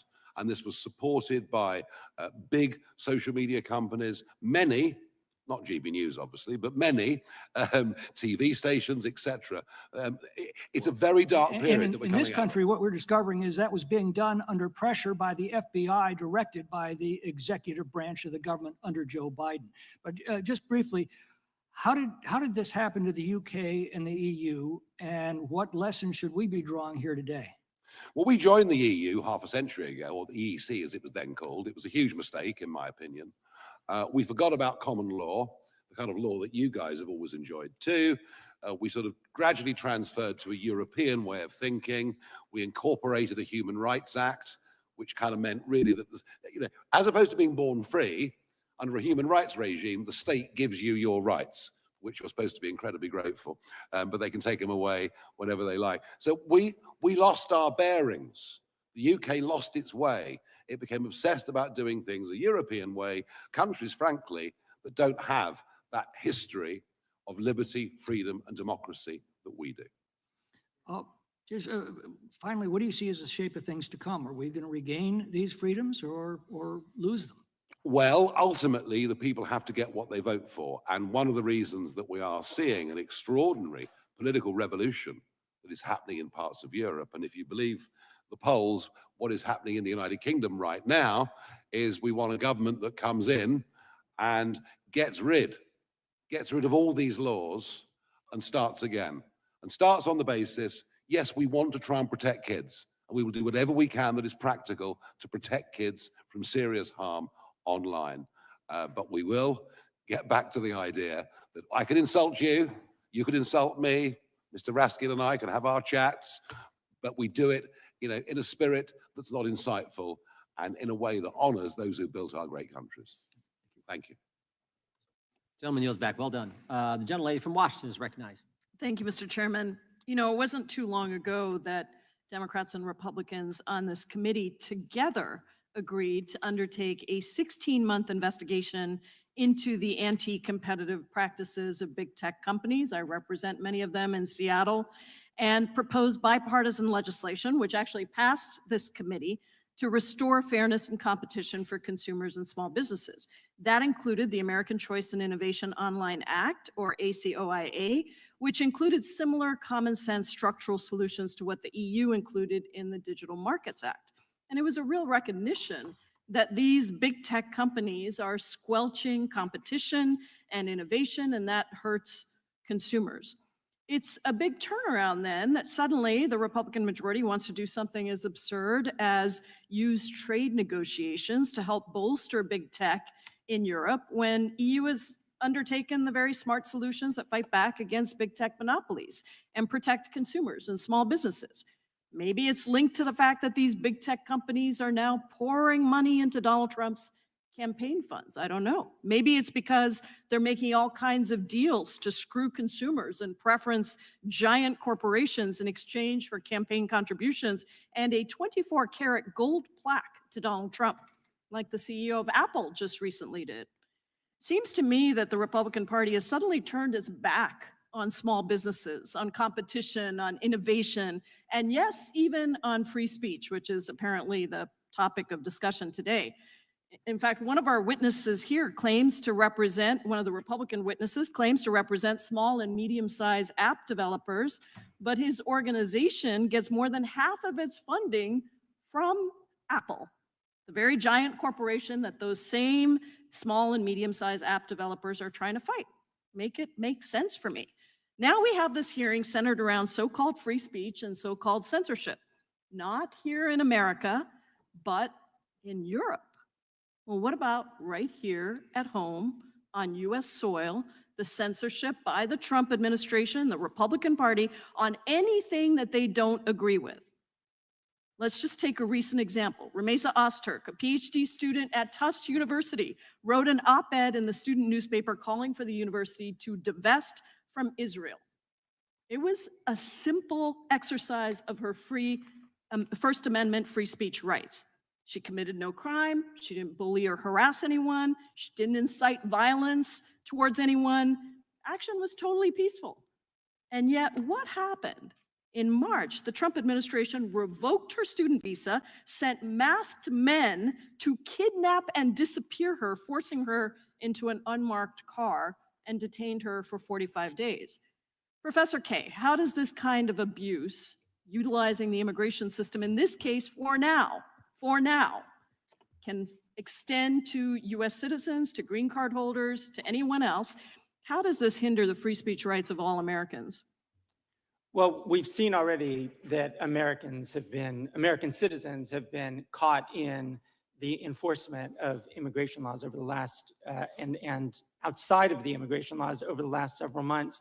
But I think we can look at it from two perspectives. I mean, one is it's a clear violation of a student's free speech right, as you just explained it, when they're detained and set up for deportation solely because of an op-ed that they wrote. But it's also an intimidation for anybody who would write anything further. Anybody who's in that same kind of visa situation now is not going to be writing that op-ed. And that's not just a harm to them. That's not just chilling their speech. That's also a harm to all of us who would benefit from hearing those kinds of views. In fact, right now, the Trump administration is reviewing all social media of visa applicants to see if they've posted any anti-Trump or pro-Palestinian sentiments. How does that affect our free speech rights? Well, it's the same answer. It's a deterioration of our public debate in this country. It's exactly this kind of, I think that Mr. McClintock had said before, putting side by side different ideas. And that's an interference with that. So quickly, another example. In June, a Spanish language reporter named Mario Guevara was live streaming a gathering of Americans protesting against Trump's immigration policy. The police arrested him on bogus misdemeanor charges that were later dropped. A few days later, he was detained by ICE. Now we've got a government that arrests a student for writing an op-ed, filters the speech of visitors, and arrests a journalist for covering a protest. How does that compare to free speech practices of other countries? Well, it does compare with authoritarians who regularly use law enforcement in order to transform journalism into a crime. This is a major global censorship problem, and we're seeing it in Georgia. And we see it in this context that is not just a one-off. It's part of, I think, a systemic approach to a free media in this country. That's one, and perhaps the harshest example, because I understand that the journalist remains in detention, but it's part of a systemic approach, I think. Similar to speech. Russia and China, places like that. Mr. Chairman, I yield back. I have some unanimous consent requests. Do you want to go now or do you? Yeah. All right, go ahead. Thank you. I ask for unanimous consent to enter into the record a letter from the Open Markets Institute. Without objection. Another one, a letter from the Tech Freedom Association raising concerns with the FTC's inquiry on censorship. Without objection. And a final one from I think it's the App Association, and it's titled, "Apple is top funder of lobby group that says it represents small developers." Yeah. Without objection. If I And could- I'm sorry, Mr. Chairman, I have one more here. Okay, go right ahead. This is an article entitled, "The False Choice Between Digital Regulation and Innovation." Without objection. Thank you. I yield back. Quickly, Mr. Reed, is your association fighting Apple? Pardon me? Is your association fighting Apple's Fighting Apple? Fighting Apple?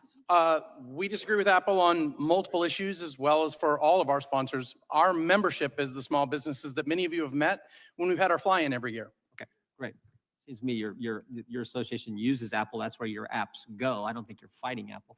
The gentleman from Wisconsin is recognized for 5 minutes. Professor Kay, was the Centers for Disease Control correct in 2020 about the handling of COVID? You know, the chairman laid out all the things that we now know are debunked. Was the Center for Disease Control correct in how they went about their business? I'm not a scientist, so I can't speak to that. I mean, I remember the time, like we all did, a time of great fear. As to Shutting what was down happening. schools, things like that, that have set kids behind. See, because it's to Representative McClintock's point that wouldn't this administration want to change some people that you talked about that are in the Department of Health Services? Shouldn't they change them if they were wrong about really the seminal issue that has come before this generation? Shouldn't they change those people? Well, that's just not my understanding of why people have been. Are you taken out. familiar, Professor Kay, with the case Berenson versus Biden, which is a censorship case where Alex Berenson, a reporter, was deplatformed on Twitter? I'm not familiar with that. I would suggest that you take a look at that because the Biden administration weaponized themselves against Mr. Berenson and stifled his speech on Twitter. What college are you a professor at again? University of California, Irvine. How many classes are you teaching this semester? This I teach one class right now. One class this semester. Mr. Farage, I want to thank you so much for coming to the great state of Wisconsin, of which I represent part of it, including Milwaukee. I hope you had a good time there. I've always had a good time in Milwaukee, no question. Wonderful breweries, friendly people, love it. You're welcome back anytime. I want to thank the ranking member for giving us a tutorial on free speech. Mr. Farage, did you instruct anyone on this panel, including the chairman, to instruct us to stifle the ranking member's speech? Did you? No, absolutely not. Of course not. Can you comment on the key issue before the far right that we heard about earlier? What is that key issue in Europe right now that the far right is heavily engaged in? Well, if you're in the I'll speak for the United Kingdom. If you're opposed to illegal immigration on a mass scale and the huge cost to the taxpayer and the risk to our communities, then and if you like the flag, our national flag, then apparently you're far right. So that illegal immigration issue that was very informative to the election in 2024 in America, the same thing is happening in Europe? Is that accurate? It's a very similar argument in many, many ways, and therefore the definition of far right, I think, now applies to about 2/3 of the British population. So I think about someone who's very famous from your country, Ms. J.K. Rowling, who wrote one of the finest series of books, the Harry Potter series, that has ever been in print, who I believe is self-defined as a liberal, as we call them in America. Hasn't she even been threatened for a position she's taken in regards to transgenderism? Yes, she very much comes from a liberal wing of politics historically, but she's taken a view that women should be safe in women's spaces. That means changing rooms, etc. That's all she said. And by the way, that's something that our Supreme Court recently actually did back up, the fact that there are fundamental differences. And this is not to launch an attack on anyone that's trans, just to bring some common sense in. And she has faced cancel culture and abuse on a huge scale. I would just, one other comment in regards to the ranking member's opening statement. He was saying that we are stifling speech here in America, including PBS, by defunding them. I would suggest that the ranking member look at the news that came out in the past week. It is very good news for PBS, where the Ford Foundation and other foundations have said they're going to put in tens of millions, if not hundreds of millions of dollars, to make sure that they stay on the air. Protecting the American taxpayer, I think that is a great thing that we were able to do with the One Big Beautiful Bill. Final question for Mr. Price. How is the problem going to be fixed, and can America help? Yes, America can help. The spotlight that has already been shown on the problem by the administration, by the amazing work that this committee is doing here, is hugely welcome by those of us who support the human right to free speech. We have people who are suffering under prosecutions, unjust prosecutions in Europe right now. I've outlined a lot of them in my written submissions, and it's only because of the support that's coming from this side of the Atlantic that we're able to see possibly a brighter future. And we will continue those efforts. Thank you. I yield back, Mr. Chairman. Gentleman from Maryland is recognized. Thank you, Mr. Chairman. You know, when I was a professor of constitutional law, I used to teach my students that freedom of speech is like an apple. And everybody wants to take just one bite out of the apple. Somebody doesn't like left-wing speech. There's a bite. Somebody doesn't like right-wing speech. Somebody doesn't like feminist speech. Somebody doesn't like sexist speech. And everybody just wants to take one bite. But if we let everybody take a bite, at the end of the day, there's no apple left. It's all gone. So if you want to defend free speech and you want a society that's defined by free speech, you've got to accept even the speech you oppose, the speech that you abhor. Now, Professor Kaye, we want to try to bring some objectivity to the conversation. I looked up the Reporters Without Borders rankings of every country in the world, according to press freedom. Norway was #1. North Korea was number 179. It's like a totalitarian dungeon. The UK was number 20. The US was number 57 under Trump, down from 45, where it was before. Russia, which some people here lionize, was at 171, right? So if we were going to undertake a serious study of the state of press freedom all over the world, for example, where should our focus be? I appreciate that question. I have a very long list that I could highlight. But just tell us methodologically, quickly, how we should go about doing it if we wanted to undertake this in a serious way. Absolutely. I mean, I would really use the lens of what do we need as a democracy in order to be well-informed, in order to make choices about our democracy, to make choices about our health. What do we need? We need an open press. We need open government. We need access. We absolutely don't want to see websites scrubbed, as this administration has done. So I would look at it through that lens, through the lens of what we need in order to have a democracy. Gotcha. So, Mr. Farage, first of all, to be called charming by you, a man of your evident erudition and dazzling brilliance, is undoubtedly a Lifetime Achievement Award for me. So I will hold it closely. But I wanted to ask you about your commitment to the freedom of speech universally. I think it's a principle that you advocate for everyone, not just for people who are in your party or people you agree with. You said that there should not have been a protest against the Gaza war in the UK. And then when it went ahead, the police refused to shut it down. You called them gutless for not shutting it down. Do you regret having opposed that, given that there was no violence there and there were 700,000 people who wanted to express themselves that day? I have not opposed people standing up and protesting in favor of people living in Gaza at all. There was one particular day, and it was the Sunday nearest November the 11th, which was when we had big memorial services in London. And I think a march being allowed to go ahead on that day would have been a mistake. Any other day, fine. Oh, I see. Who gets to decide that?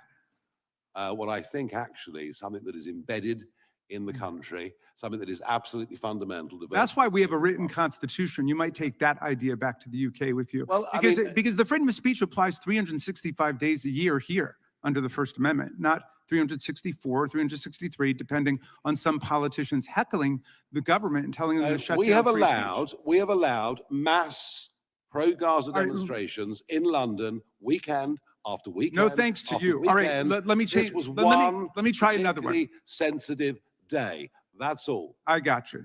It was a sensitive day. And I thought that's what the freedom of speech was about. You have a right to engage in speech that other people consider offensive or insensitive. But in any event, you've made yourself clear, Mr. Farage. 64 days a year if they want. You've made yourself clear to your constituents in Claxton today. Let me ask you this. You've banned journalists from your political events that you disagree with, haven't you? No, in fact, I'm the only political leader Really? At your in Britain. convention, you didn't ban journalists and revoke their take, credentials? You know, I take the average press conference, I take 25 questions. No, that wasn't my question. Mr. Farage, we're politicians, so we see what you're doing. I'm asking you a direct question. Well, thank you. I'm asking you a direct question, and I hope you can answer it. Why do you ban journalists who oppose your views from coming to your events? Why did you tell your party, why did you tell the local government not to do interviews with your local newspaper? I am the most open person to any journalist. Undoubtedly, you're the handsomest man in the world, but I'm asking you a different question, okay? That's not my question. My question for you is, and it's legit, why do you ban journalists that you disagree with from your political events, like from your convention? I don't. Okay, and you say you've never done that? I can't think, if I go back the last 25 years, I can't think of banning anybody. But I mean, maybe somebody else did. But look, I see. It was somebody else who did it. I do more. I take more questions. All right. From journalists, do you have all any the other objections? leaders added up together. Okay, Mr. Price, let me ask you. You're an honest man. Do you have any objection to the things you've heard about what Donald Trump is doing in the United States of America, going after law firms, for example, banning them from federal buildings and federal courthouses, stripping them of security clearance, saying they can never get federal jobs or contracts because he doesn't like something one of the lawyers at the firm did? Do you think there's a First Amendment problem with that, as our courts have found? There's a lot of information you've put into that. It's good to talk to you again after London. Yeah, have you followed that at all? I haven't. I have to be perfectly honest with you now. Okay, do you have any problems with anything Donald Trump has done with respect to free speech and freedom of expression in America? Or you just haven't followed it? I'm not as well. There are plenty of people here better informed on American matters than I. And we are. So thank you very much. And Mr. Chairman, thank you for your indulgence. I yield back. I think the gentleman, my guess is Mr. Farage takes press questions probably as often as President Trump does. These are two guys who aren't afraid to talk to the press and take any question that comes to them. We've seen that display time and time again. The gentleman from California, Mr. Kiley, is recognized. Thank you, Mr. Chairman, and it was an honor to be with you and the ranking member as we had the chance to see firsthand what's going on in the EU and in the UK. Maybe this Raskin Farage show could become a recurring event. It's gotten very interesting on both occasions. But I'd actually like to direct my questions to you, Mr. Price, at first. It's good to see you again. I think that those of us on the trip were really alarmed by the ways in which the tide is turning against free speech in the UK and the EU. And I think that there actually was quite a bit of bipartisan agreement among the members of our delegation on a number of these issues. So I was hoping you could give us a little context of what you think explains this. And I think that we understand that not every country needs to have has a First Amendment or needs to have the exact same standards or the exact same exceptions or the exact same ways that the law is applied. But we've always, I think, felt it important that we have an alliance with our European allies around the issues of freedom that stands in contrast to authoritarian regimes around the world, like in Russia, like in China, places where they don't have free speech. And so to the extent that these values are fraying among our allies, then it really harms our ability to stand up for the values of freedom around the world. So what do you think is going on? How can we sort of strengthen our alliance with our European allies around the issue of freedom of speech? Thank you, sir. Well, What we've seen, sadly, over many decades, and it's accelerating, has been a consistent use of overbroad, vague laws to crack down on speech that's regarded as provocative or unorthodox. And I can give you, and I have given examples of the clients that I'm involved in representing, where they've been simply speaking about their faith publicly, or where they've been offering to talk to people. So things have reached a crisis point, though, and this is why I think it's important that Vice President Vance and the administration have intervened. And one thing I would say, without divulging any contents of conversations, but Representative Raskin and I had quite a good conversation about just how bad things have become in Europe. And I agree with you. I think there is a bipartisan realization, certainly on this committee, and I commend the work that it's doing, about the nature of the problem in Europe. But with the DSA, though, we find then the European Union stepping into speech, regulating it, and bringing that restrictive model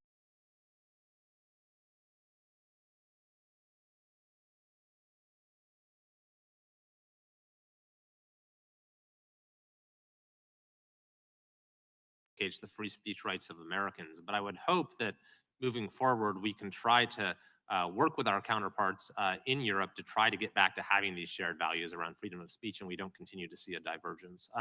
Mr. Reid, I also wanted to ask you about the DMA, because I know you represent smaller app developers, but we also spoke with folks who represent Apple and Facebook and others, and it's a matter of public record the way that these companies are now sort of uniquely targeted under this law and the similar law in the UK. And honestly, it caused me to sort of see some of the ongoing negotiations around tariffs and other issues through a somewhat different lens, because the way that American companies are being targeted with the DMA really is a tax or imposes or is a direct transfer of wealth from our country overseas. And these are some of these sort of non-tariff barriers that American countries are now facing. So could you give me your perspective on that and the DMA more broadly? Right. It's ironic that, as you say, it's a non-tariff trade barrier, but the ultimate biggest loser is usually the smaller and medium-sized companies. Earlier, we heard a member of this committee just talk about bills here in the United States. The irony of those who supported those bills were also billionaire companies. We joked about the fact that it was the trillionaires versus the billionaires who went to war. And the problem when that happens, if any of you run a small business, is the small guy gets crushed.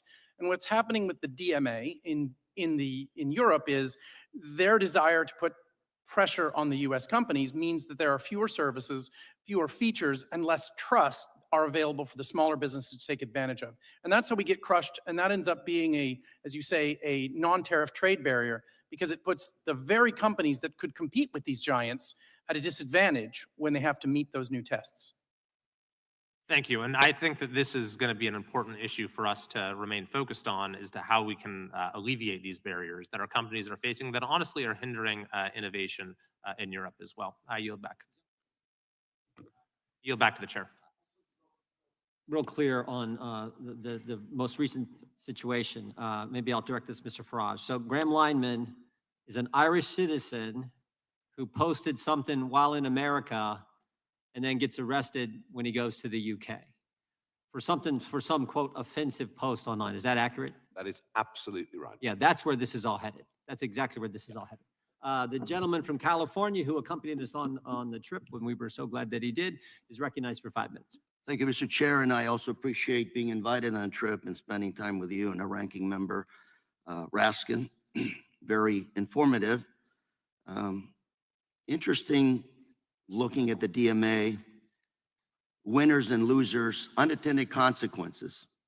According to a recent report commissioned by the EC, the future of European competitiveness, only 4 of the 50 top tech firms in the world are actually in Europe. As a Californian, I found it very interesting that a lot of the European entrepreneurs move out of Europe, move to the US, specifically California, to grow, and then possibly move back to Europe.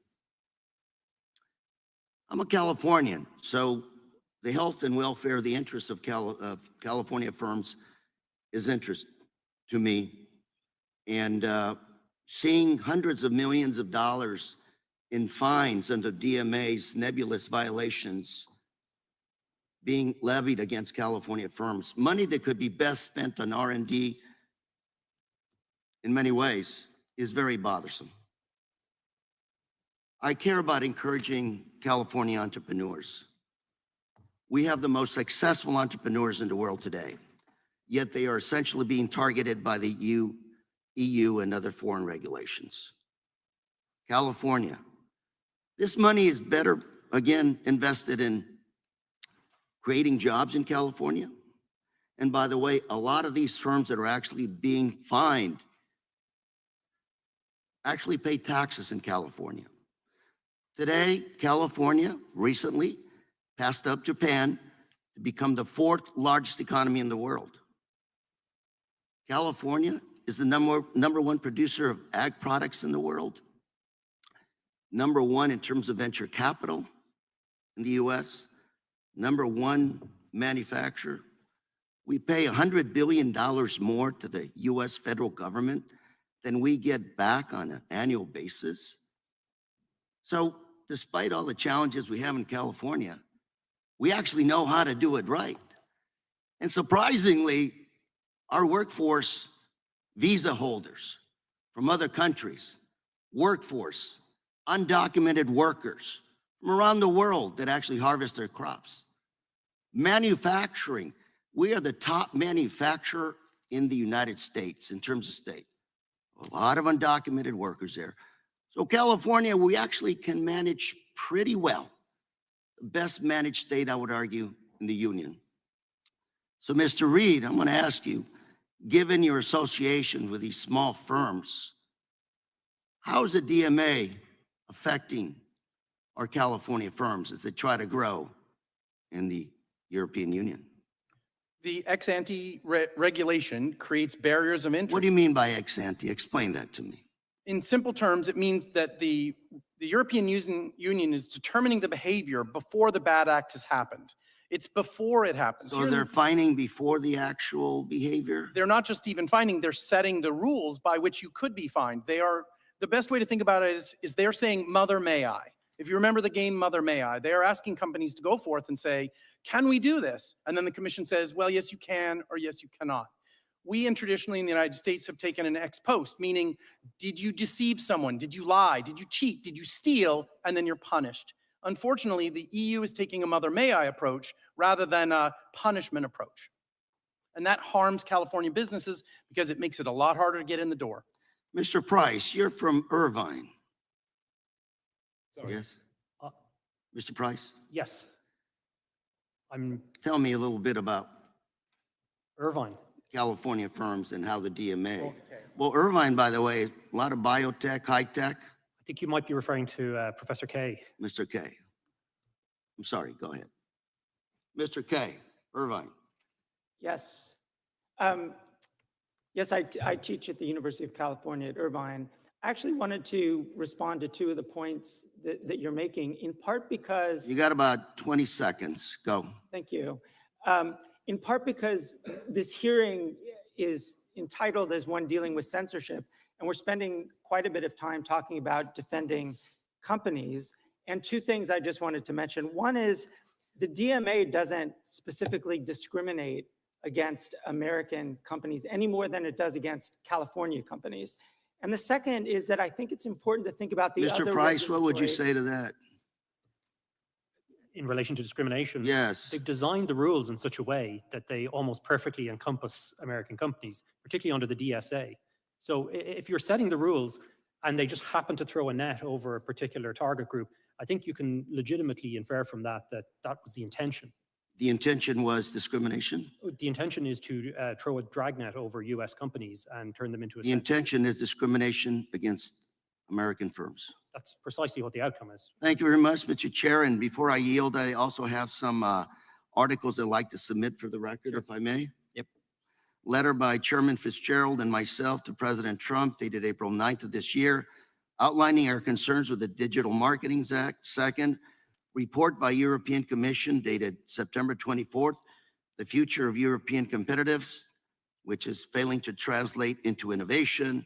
Third article, statement by the Chamber of Progress dated February 10th, How Digital Markets Act has become Europeans' digital curtain. Number 4, article by the Information and Technology Foundation dated June 30th, 6 ways the DMA is backfiring on Europe. 5th, article Washington Examiner, July 28th, EU regulations impose heavy costs on US companies. Finally, article in the journal, Wall Street, the tech industry is huge and Europe's share of it is very small. Thank you, sir. Without objection. Thank you. Gentleman yields back. Gentleman from Texas recognized. Thank the chairman. I thank you for holding this hearing. I thank the witnesses. Mr. Price, you referenced Päivi Räsänen earlier, correct? Yes, sir. Can you just real quick, in like 30 seconds, give the quick summary of what the facts are behind that issue with respect to why she is facing prosecution despite having served in Parliament and I believe as a minister in the government? That's correct, sir. Over 5 years ago, she posted a tweet with a verse from scripture. And in that tweet, she objected to her church, the Finnish Evangelical Lutheran Church, using church funds to fund the Helsinki Pride Parade. And for that, then criminal proceedings were launched against her. And she's been dealing with that for 4 to 5 years, correct? That's correct, sir. Her case is before the Supreme Court at the end of October. Facing jail time. Facing significant fines. And for having expressed her faith with respect to issues involving marriage in the context of a Bible verse, correct? That's correct, sir. And so now we've got, as the chairman illuminated a moment ago, we've got this issue involving Graham Linehan, who here in the United States made a joke and then is arrested in the UK, correct? Yes, he's being arrested, or he was arrested for comments that he posted while here. And that's correct, Mr. Farage, you agree? It is. And that joke had something to do with, as I've looked it up, trans-identified males and female-only space, and he made some joke about that issue. That's exactly right. And so we've got now someone being arrested for alleged transphobia or some sort of hate comment involving a joke on another continent. Now, in the meantime, we've had Mr. Farage talking about Lucy Connolly, right? And her fate, which I understand she got sentenced something like 31 or 32 months for having put out a social media post. Now, that social media post has been alleged to have tied to some incitement. She deleted the post, but the post was in response to violence, right? And on the heels of a whole lot of issues involving crime in the UK. Whatever the connection is, right? We're saying there is crime in the UK. Now, here's my question, Mr. Farage. How do you feel from the standpoint of borders in the UK? Are open borders healthy for either the United States or the UK? No, they're disastrous. And are they having a deleterious effect with respect to crime and culture in the UK? Yes, they are. It's been a debate that's been very difficult to have without being screamed at, but we are now having that debate. And so now we've got a moment here where we've got someone being put in jail for putting out something on social media that is allegedly transphobic. And so my question is, I wonder what's going to win out? What's going to win out when the questions of Islamophobia and the tenets of Islam mash up against transphobia? What will the determiners of truth in the UK government decide? What will those who make decisions about what we can say and what we cannot say do when these worlds collide? Would you have any comment on that, Mr. Farage? In the Lucy Connolly case, it's very interesting that this horrific murder of 3 young girls happened. The country was in very deep shock, very deep shock. The government deliberately withheld the truth about who the perpetrator was. And it led to a sea of speculation. It turned out ultimately that the man that committed those murders was in fact UK born, had not come over on a boat, as was being said on social media. Just goes to show that actually, however bad the news is, people deserve to know the truth about a situation. It stops that frenzy of speculation. Who's going to win these great battles?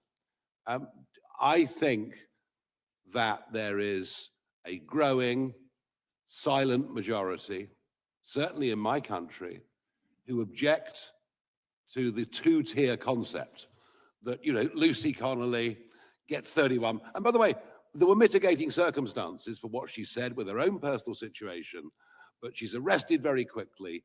She's threatened that if she pleads not guilty, she'll go straight to prison and be on remand until the trial, and goodness knows when. We're not defending what she said. But she recognized her error, you know, in a moment of anger and passion and upset, and she withdrew it 3.5 hours later. I think that the answer, Mr. Roy, is that the silent majority will win. The silent majority will win. Good will triumph over bad, and common sense will be returned. It won't happen quickly. It won't happen quickly. As I've already outlined, there is coming down the tracks an Islamophobia law, which would divide speech even more widely than it is now. But in the end, common sense, decency will win. Is Sharia law consistent with Western values? No. Thank you. I yield back. Gentleman yields back. The gentleman from Florida is recognized. Thank you, Mr. Chairman. Mr. Farage, thanks for being here, coming across the pond. I'm sorry to hear you're leaving the hearing early. Well, it's not a question of leaving the hearing early, but I do have other things to do. Yes. Oh, where are you going? I'm so sorry about that. It's okay. Where are you going? It's not lunch, I promise you. It's not lunch. You're not going to have lunch. I don't think so, no. No lunch. Sad, isn't You're it? meeting with the president? I can't remember what the schedule is. It's possible. You can't remember if you're meeting with the president. I'm being very polite, and I'm not going to tell you what I'm doing this afternoon, but I can assure you that... But there's the free speech hearing. You're not going to tell me what you're doing this afternoon? Free speech is one thing, discretion's quite another, too. Okay. All right, so you're leaving to have lunch with the president. So, Mr. Farage, I have a question. Have you heard about the Epstein thing that's going on here? I have. You have? What do you think about it? I'm not going to give comment on anything happening in America. I'm here as a witness. Perfect. I'm here as a witness. I'm here as a witness for what is happening in the United Kingdom and in the European. Perfect. Let me just go through it. So it's been 9 months, right, since we've been meeting in these hearings. We've not had Pam Bondi here, even though we have jurisdiction over the Department of Justice, not Dan Bungie. The gentleman yield. Not Cash Patel. I will 100%. We'll go back and forth. Let me just do my thing. Okay. Well, I'm just going to correct. Cash Patel's coming in I'll give you an extra 10 seconds. Cash Patel, the director of FBI, is coming in 2 weeks, and the Attorney General's coming in 4 weeks. Fantastic. But still, we're not doing that this week. The week we're having votes on the Epstein thing. So, you know, Pam Bondi gives the influencers, these Republican influencers, a binder. It says Part 1 of the Epstein files. Don't know if you saw it. It was quite spectacular. The Attorney General then says the Epstein list is on her desk. Then DOJ issues a memo, says there is no list. Then, you have any questions about any of that? We've had no hearings on any of that at all. That, the list is on my desk, then there is no list. Then we gave binders to Republican influencers. This committee's had no questions on any of how that transpired at the Department of Justice. Then hold on. Well, it sounds like you're going to in the next few weeks. So that's a jolly good thing. Mr. Farage, we can talk soon, but not yet. Okay. Right.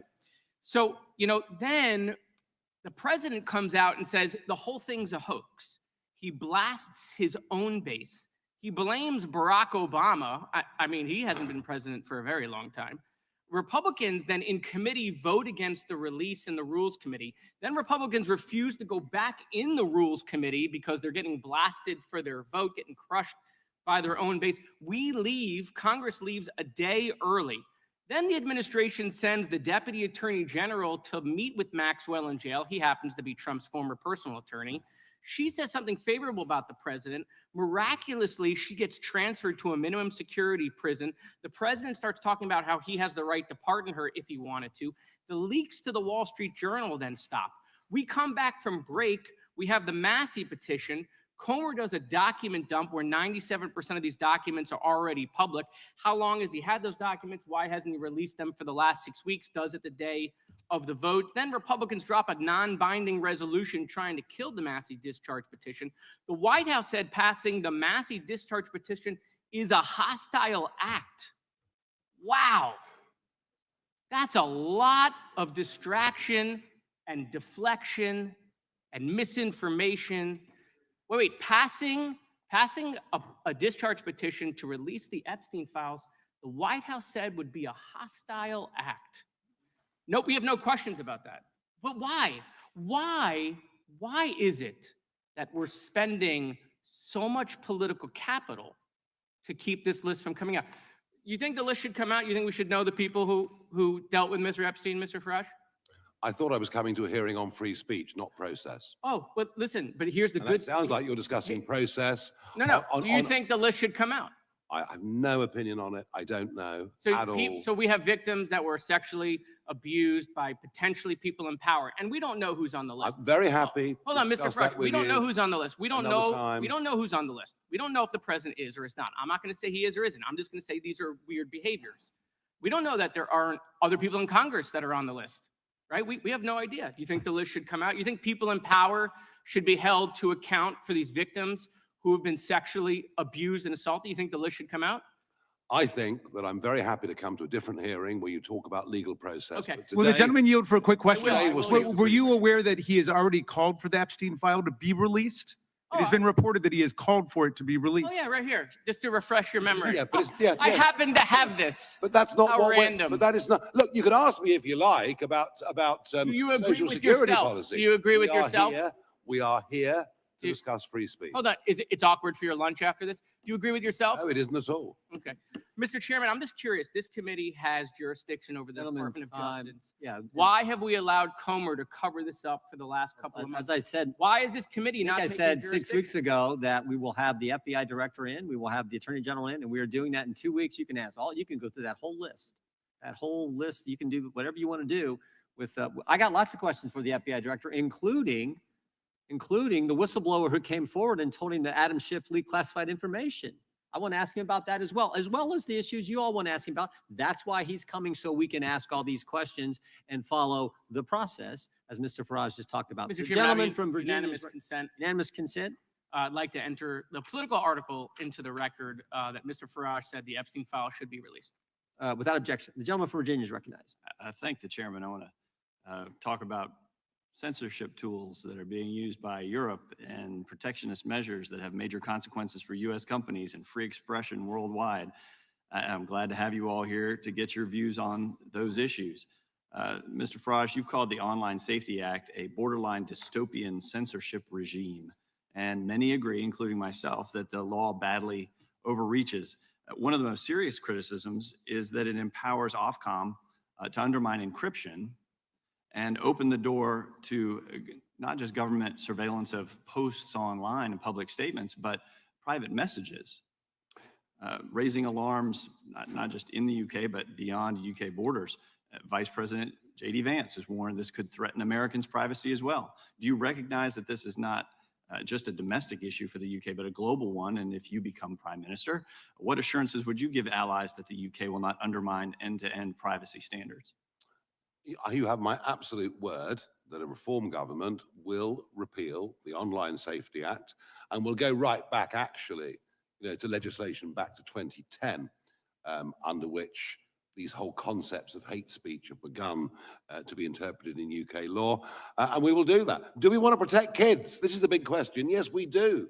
We need to find means. We need to find ways. I half suggested earlier that hardware could be part of the solution, but yes, we want to protect, to encourage and let free speech flourish.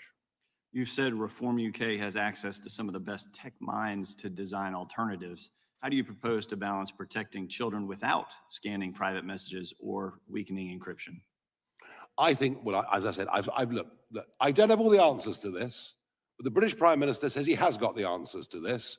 Well, if it's about protecting kids, why does the legislation give Ofcom the most extraordinary and frankly arbitrary powers? And why is there the establishment under the Act of an elite police force unit to monitor what is said online? So, it's far better to be honest and say we don't have the perfect solutions than to pretend we have with legislation that is a sledgehammer that misses the nut. Thank you. Mr. Price, the EU's Digital Services Act imposes liability for so-called systemic risks. How does that chill religious or political speech, and do you see conflicts with First Amendment principles? Yeah, that's correct. The systemic risk provision, I think, constitutes a form of content moderation that they're misrepresenting, frankly, in their letters to you. And where the systemic risk provisions talk about, in fact, damage to what they call civil discourse. And we've already seen prosecutions, including clients of ours, who have been prosecuted for among other things, praying silently, discussing the differences between Christianity and Islam, tweeting a verse from the Bible. So if these constitute systemic risks to civil discourse, the EU has the power in terms of this content moderation provision to step in. Damage to civil discourse seems a little broad, doesn't it? Absolutely. Mr. Reid, the EU's Digital Markets Act and the UK's Digital Markets Competition and Consumers Act are sold as pro-competition, but don't compliance costs just burden small app developers? Absolutely. The problem is that it's interesting as you talked about how do you do a better job. You asked how do we do a better job to protect children. One of the ways we do it is by empowering parents to be good parents. And one of our deepest concerns is by removing some of the capability of the platforms to curate and provide information to parents about what applications do through a clear, forward interface that they see every day that's useful. It makes it harder to parent, harder to know what apps are on your kid's device, and harder for you to control it. So we absolutely see that not only are there problems with it on encryption, which we agree with you 100%, but we also think it weakens our ability as parents to be in charge of the devices our children are using. Yeah, these rules don't help parents, consumers, if you will. They just shift power from platforms and from parents and from consumers to regulators, correct? Correct. Do these regimes create a level playing field for US firms, or do they advantage European competitors at the expense of American innovation? Well, the original thought behind the DMA was that Europe had not been successful in creating their own industry, as was alluded to by several other members of Congress, and Congressman Correa noted it as well. Europe's economic potential has slowed while the United States has grown incredibly. We've gone from almost equal in 2008 to a 50% increase in the size of the US economy between 2008 and now. And we think a lot of it comes from the small technology companies that have been creating amazing devices, amazing products, amazing applications that you're all using. And we are disappointed that that there aren't the same opportunities for the US, for our EU members. Thanks, I yield back. Gentleman yields back. The gentlelady from Pennsylvania is recognized. Thank you, Mr. Chairman. You know, for years, political extremists, including some of our colleagues, have claimed without evidence that so-called conservative speech is being canceled. But the speech at issue is not conservative political speech. It's hate speech, including incitement to violence, threats and harassments of particular people or groups, and lies about almost everything from election results to healthcare. And there's nothing conservative about any of that. So today's hearing appears to be one more attempt by these extremists to claim victimhood, promote falsehoods, and normalize radical ideas, all while attacking others. Today, our Republican colleagues claim that our European allies pose the biggest threat to Americans' free speech today. Seriously? There's an all-out assault on the First Amendment in the US, but it's coming from inside the House, the White House, the executive branch of our own country. For the past 8 months, our Republican colleagues have done nothing but cheer on the administration's un-American attacks, because the truth is, they're all for free speech, but only if it's the speech they agree with. I'd say if you really want to talk about censorship, let's talk about how this administration, with the support of our MAGA colleagues, has tried to strangle speech and ideas that it doesn't agree with, when that speech comes from the free press, college campuses, law firms and judges, library books, the Smithsonian museums, responsible investors, scientists, dedicated employees with deep expertise, and more.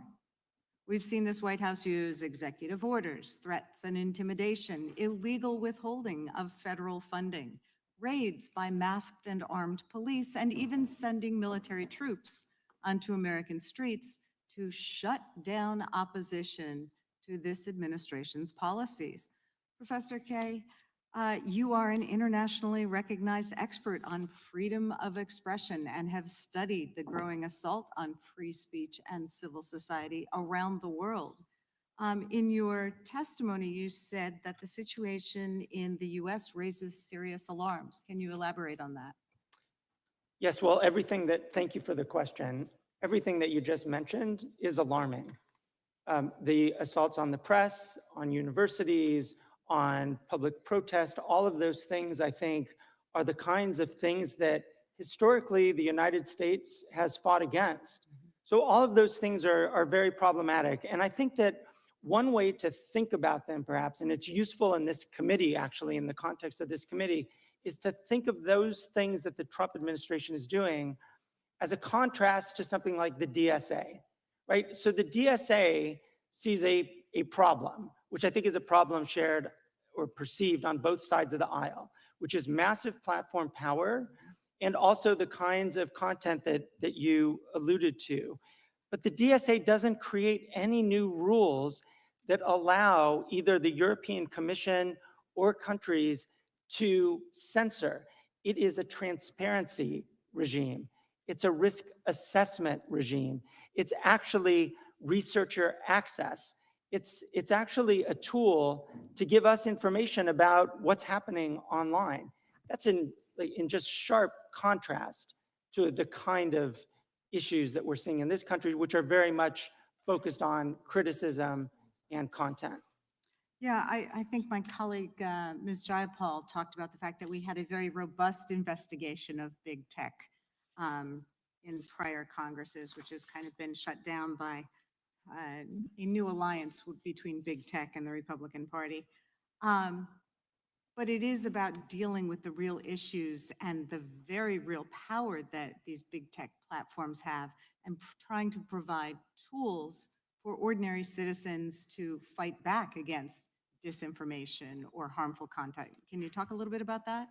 Yeah, absolutely. I mean, if you think about one tool that the DSA offers, it's this assurance that individuals will be able to challenge, to appeal content moderation decisions.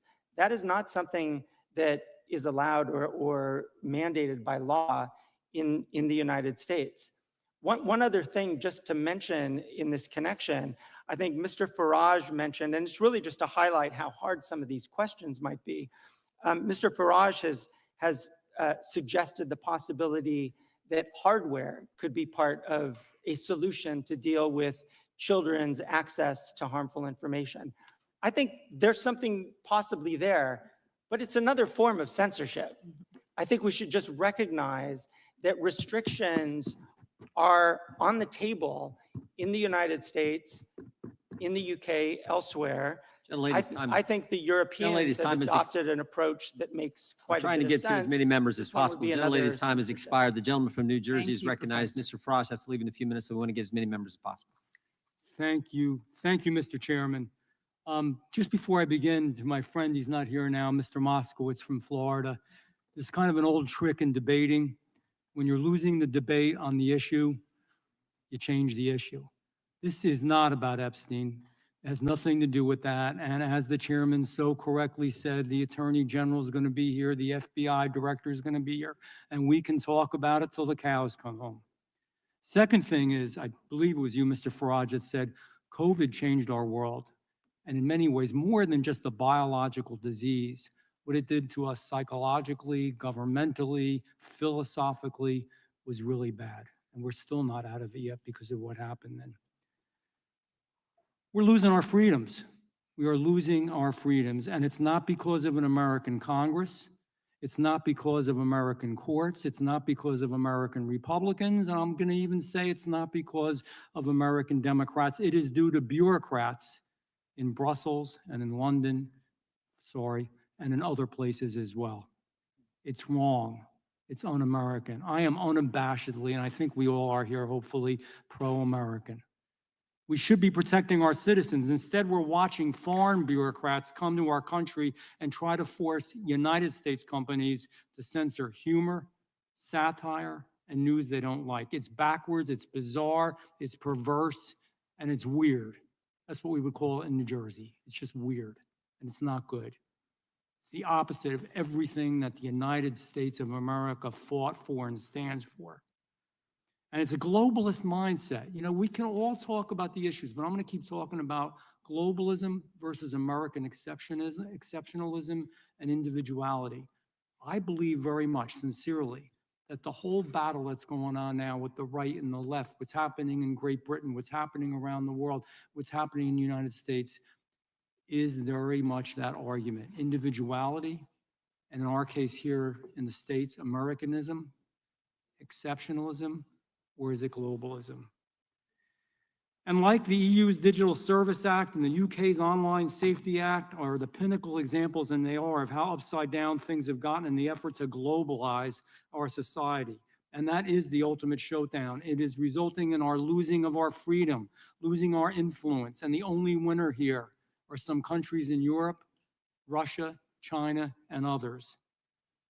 Europe is spending their time attacking American tech companies, dictating how our platforms operate, how our technology operates, and punishing people for exhibiting free speech. The European model, I'm sorry if I offend anyone, but it is wrong.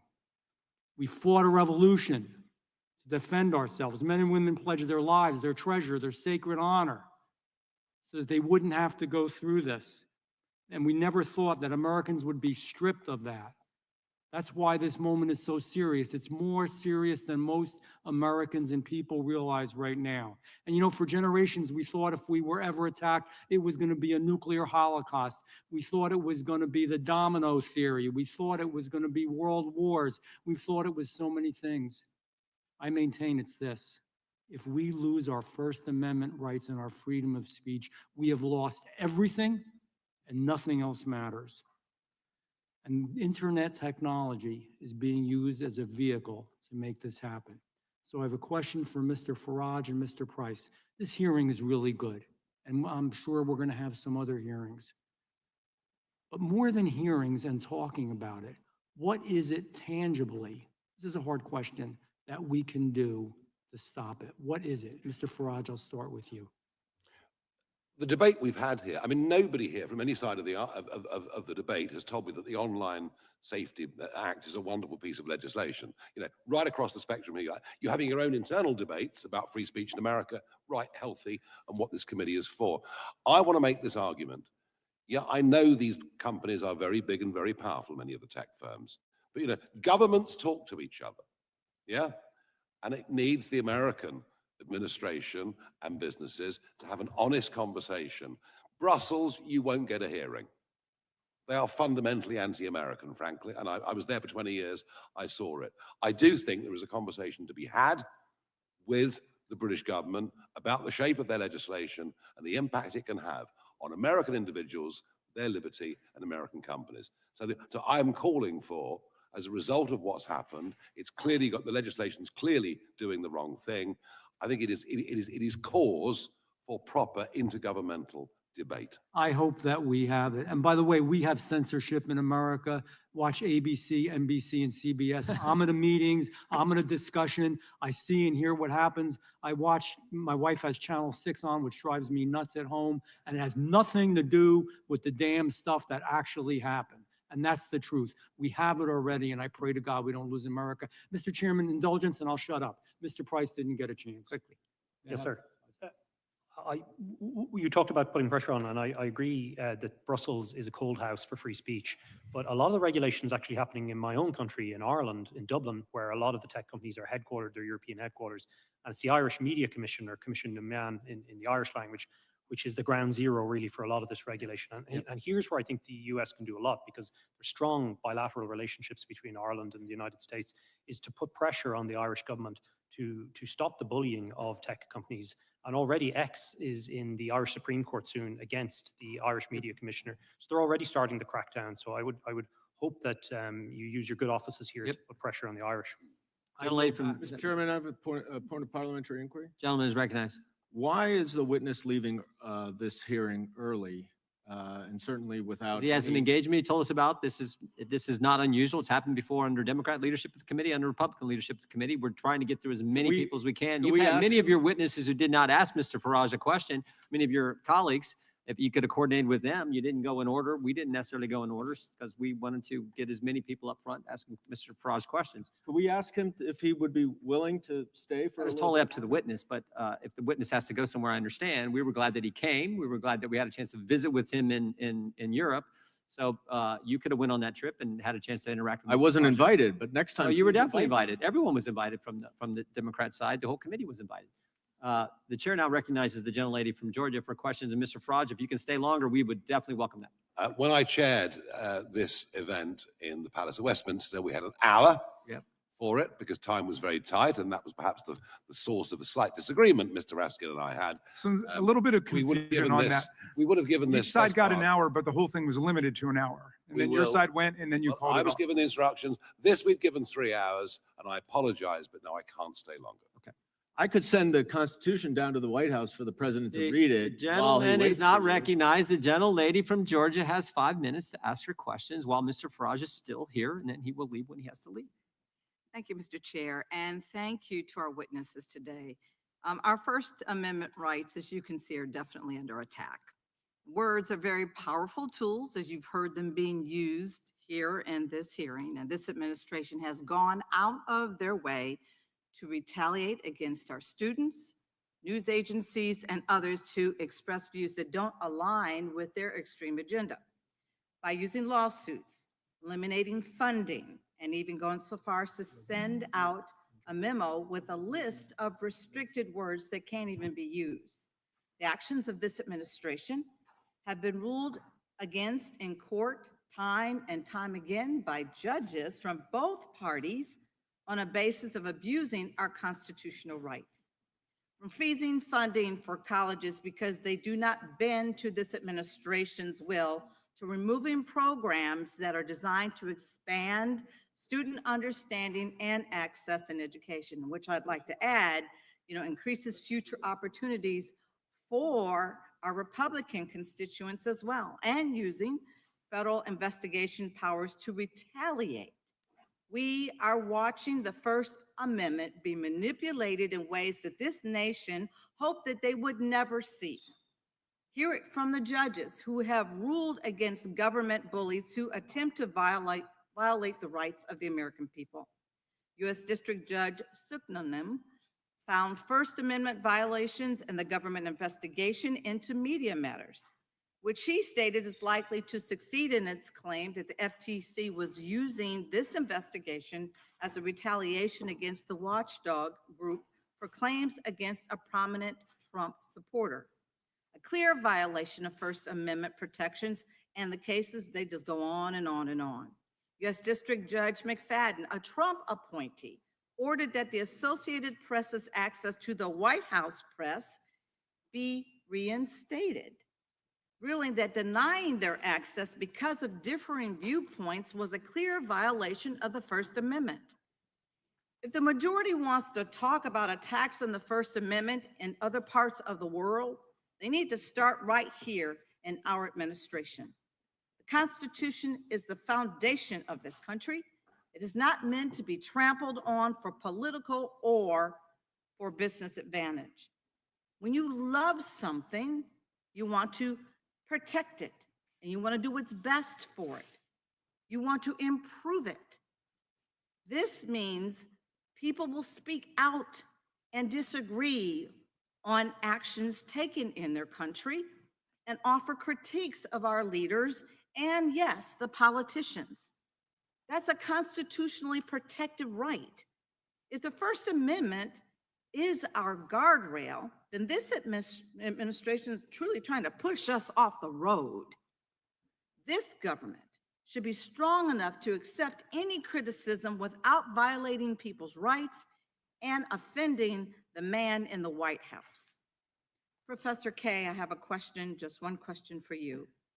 Based on what you've seen since this January, if our colleagues in the majority continue to pretend that our First Amendment rights are not under attack here at home, what could this mean for our country within the next 3 years? Thank you for that question. I think that as we look at the current moment and the current situation for our media, for our universities, for people's access to information generally, particularly access to health information, I think it portends really very problematic and dark days ahead.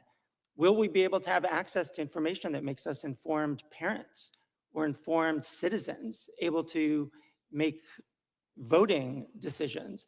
I think that's the kind of future that we should expect if we don't recognize this situation. And I think that the tenor of the conversation could at least recognize that there are violations of fundamental rights to freedom of expression by this government right now. At least recognize it. I know that Democrats in the last 5 years called out the Biden administration from time to time when it did things that it thought was inconsistent with free speech values.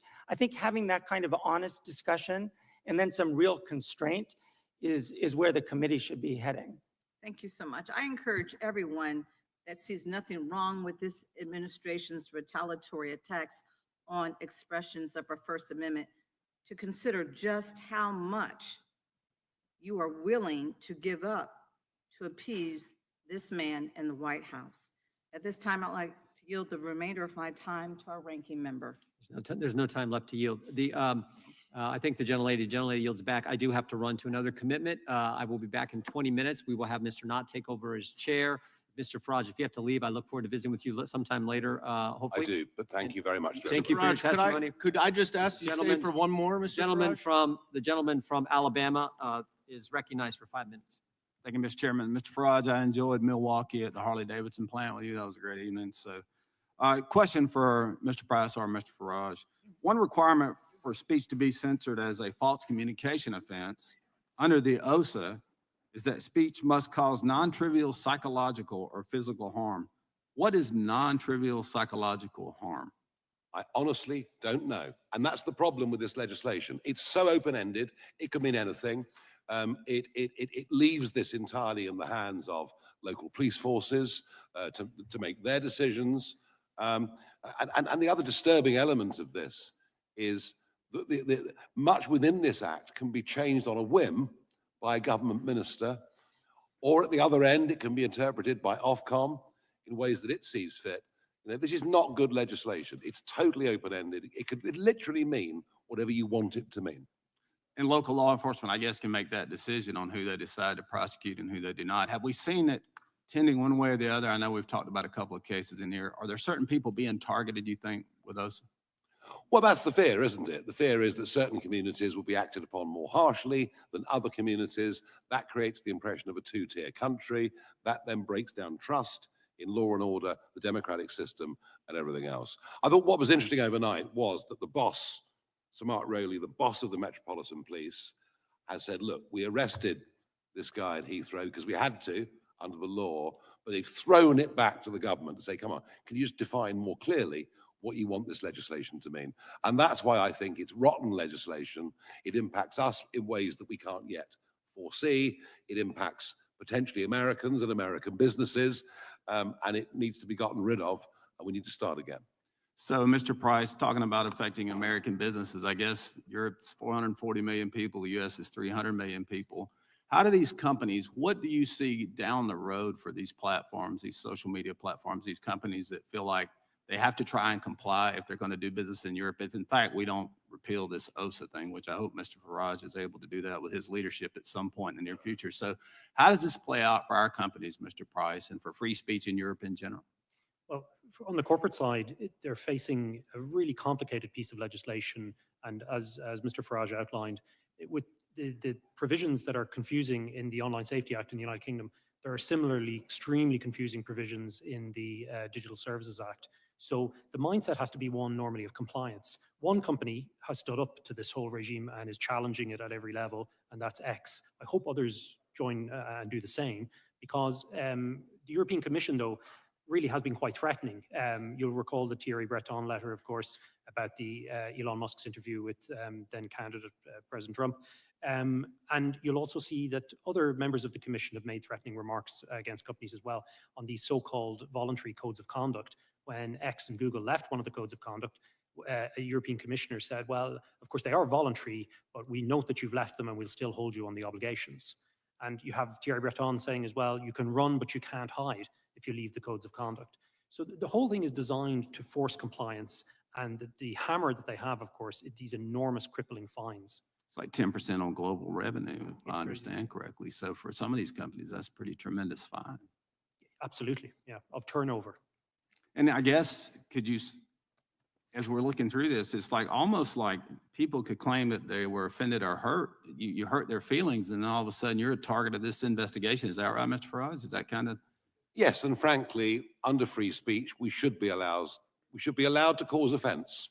And that I should happens be able quite to often, offend right? you. You should be able to offend me. And provided we know what the limits are, and the limits I think we fully understand of incitement, for example, then we have to get back to, a much freer way of living. And if people say rude things and we don't like them, well, we just ignore them and get on Like with our today when you lives. were accused of Russian collusion, I guess that was pretty offensive. Well, I remember the Russia hoax very, very well. We had shades of it earlier on this morning, but That's what I was saying. but not much more than that, I'm pleased to say.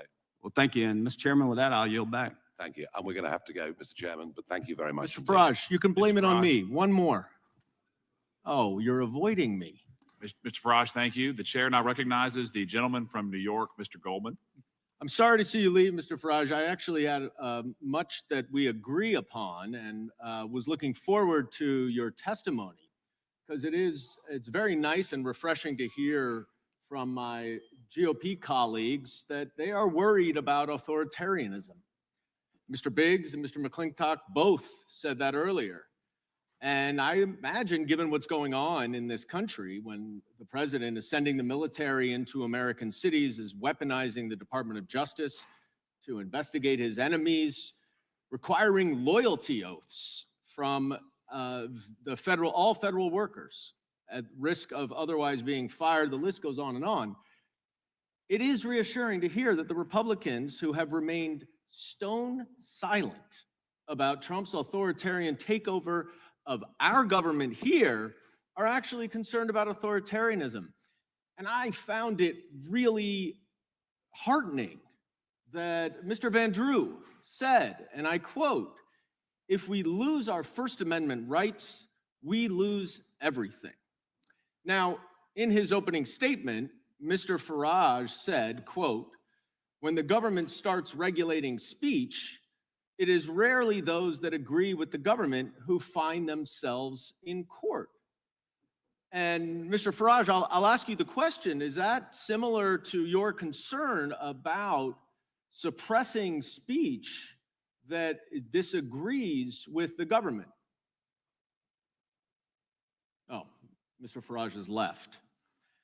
Well, Mr. Raskin, I will then maybe just you can stand in for Mr. Farage for a minute here. I know you are a champion of free speech. I'm not sure it's the same free speech that Mr. Farage is supporting, but if this concern about the government regulating speech is because it is rarely those that agree with the government who find themselves in court, then you would think that Mr. Farage and all of our Republican colleagues would be very, very concerned if a administration here in the United States was investigating criminally individuals who made the colossal mistake of speaking out against the president. That would be a clear violation of Mr. Farage's principle. Is that right?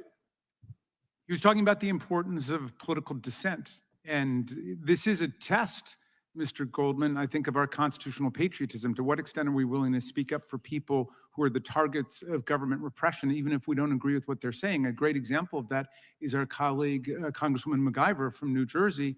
I would hope that in a comparable circumstance, I would stand up for a Republican colleague who tries to exercise his or her oversight rights by going to a government facility on a prearranged visit and then gets caught up in the chaos and confusion outside, and they want to send her to jail for 30 years.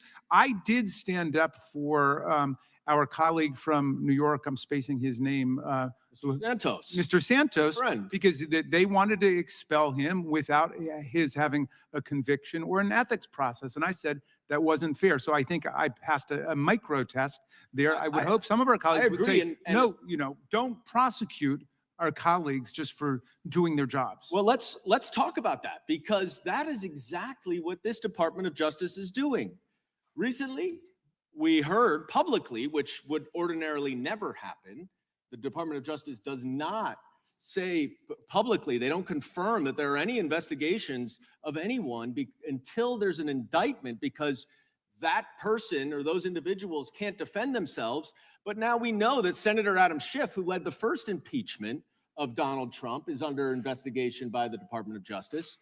New York State Attorney General Letitia James, who filed a lawsuit against Donald Trump and his business, she is now under investigation. Miles Taylor, who literally did the only thing that he did was write an op-ed and a book criticizing the President of the United States. He is under criminal investigation. Chris Krebs, whose offense, I think, was to say that the 2020 election was the most secure ever, he is under investigation. John Bolton, who has criticized the president, gets his house raided. Lisa Cook, the Fed governor, is now under investigation for mortgage fraud, I guess because she doesn't want to lower rates. The degree to which this government is suppressing speech that simply opposes the president's views should make Mr. Farage and every single one of my Republican colleagues speak out in favor of the First Amendment, and yet we have heard nothing. There is still time, my friends, and I yield back. Thank you, sir. The chair now recognizes the gentlelady from Wyoming. Benjamin Franklin said over 270 years ago, freedom of speech is a principal pillar of a free government. When this support is taken away, the constitution of a free society is dissolved and tyranny is erected on its ruins. An evil magistrate entrusted with power to punish for words would be armed with a weapon the most destructive and terrible. Under pretense of pruning off the exuberant branches, he would be apt to destroy the tree. Mr. Farage talked in his opening statement that noted that Europe's regulatory regime risks exporting restrictive standards that could violate Americans' constitutional rights. So I'd like to expose that and discuss that a little bit further. He noted that the oh so benignly titled Online Safety Act exemplified this regulatory model. The OSA is marketed as a measure to protect children online, but it is clearly being used as a means to actually impose government-backed censorship, especially speech which is critical of government policy. As an egregious example, we have learned that the OSA has been used against Katie Lamb, MP for Weald of Kent, to block videos of her speeches made in Parliament critical of the fallout from the country's immigration policies. Mr. Price, are you familiar with the circumstance where actual speeches in Parliament or other public figures, their speeches are being censored by the government under this claim of protecting minors or protecting people from hearing this speech? I'm familiar with censorship of public protests. That's already happened in the United Kingdom. The Online Safety Act has placed blocks on those to protect children. That's the claim, but it has prevented adults from accessing it as well. So the Times has also reported that using the Communications Act of 2003 and the Malicious Communications Act of 1988, there have been 37 police forces have made over 12,000 arrests in 2023 alone, which is the equivalent of 33 a day, all in relation to social media posts. Are you familiar with that information, Mr. Price? I am, yes. Okay. In July, the House of Commons Science, Innovation, and Technology Committee released a report indicating that the OSA was merely a first step, is the way that they have described this. In other words, they are planning to do even more to address what they describe as online harm. Have you heard that as well? I have, yes.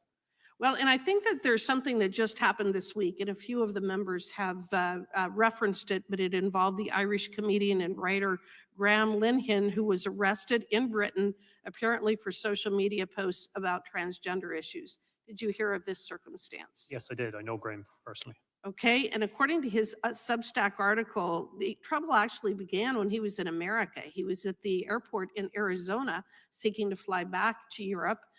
Was told that he did not have a seat, was put on a later flight, and when he arrived at Heathrow, he was met by 5 armed police officers. Are police officers in England typically armed? They're not, no. So did you find it strange that he would be met by 5 armed police officers? At airports, counterterrorism police are usually armed, and or there's a special wing of the Metropolitan Police that has armed support unit. So is he considered a terrorist? I'm not clear what provision he was arrested under of legislation, but there is a power in the Terrorism Act to arrest people at airports and seize their devices. Sure. Was he identified as a terrorist because of his online posts? It's not clear yet if he was arrested under that provision, but it has very wide-ranging powers and it is used on occasion to detain people at ports. Okay, I understand that, and that probably is more of a frightening answer than I expected, which is that they've used the power that is typically reserved for terrorists or people who are of grave risk to the country to arrest Mr. Linhan at the airport because of his Twitter posts. Is that right? It's not clear if they use it yet, but that is a power that they frequently, that is used to seize people's devices at airports. Can you describe more of what happened with this incident involving Mr. Linhan? Do you have the familiarity with the facts? I've read his statement, yes. Okay, and could you please explain what happened? It appears that he was detained on arrival in Heathrow and then arrested, searched, subjected to a long series of questions, most of which revolved around his beliefs on gender ideology and transgender issues.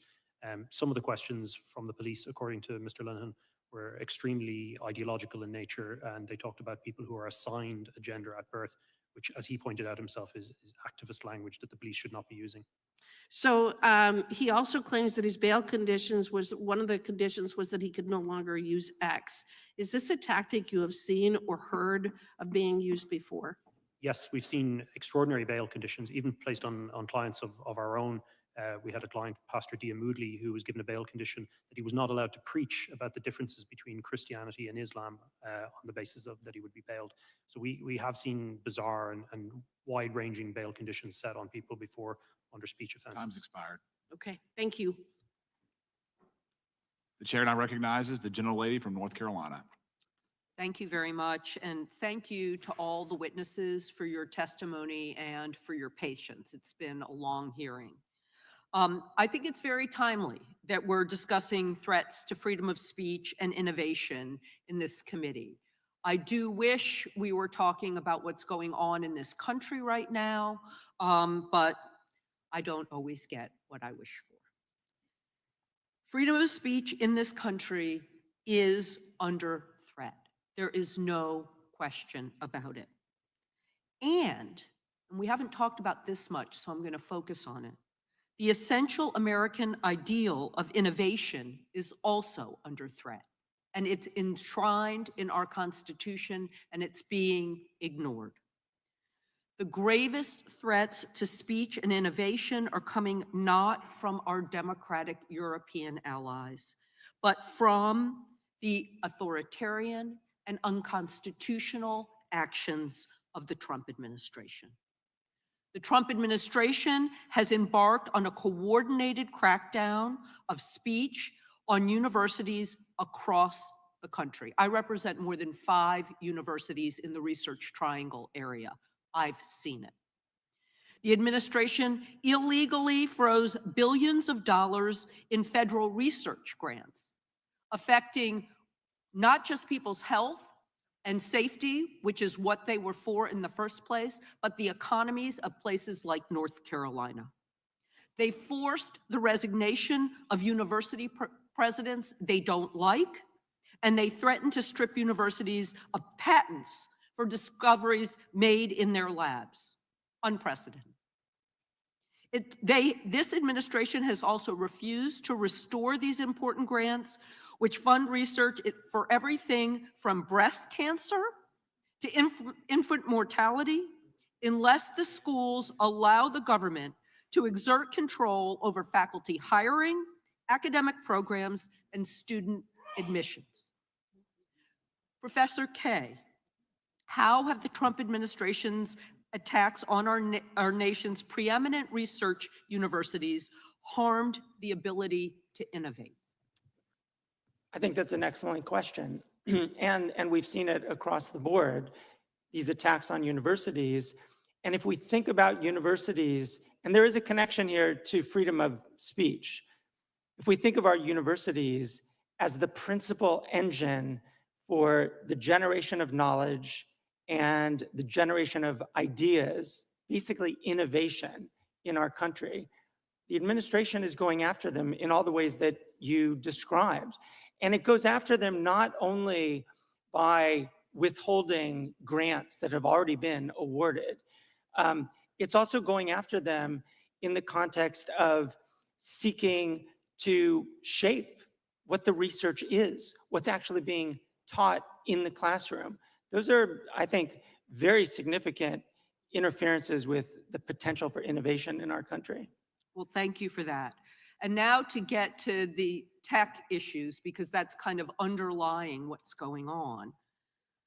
This hearing is supposed to be about Europe's threat to big tech companies, but I'd like you to speak about the threat of big tech companies and the AI models that they're creating on intellectual property rights, many of which are protected more strongly in Europe than they are here.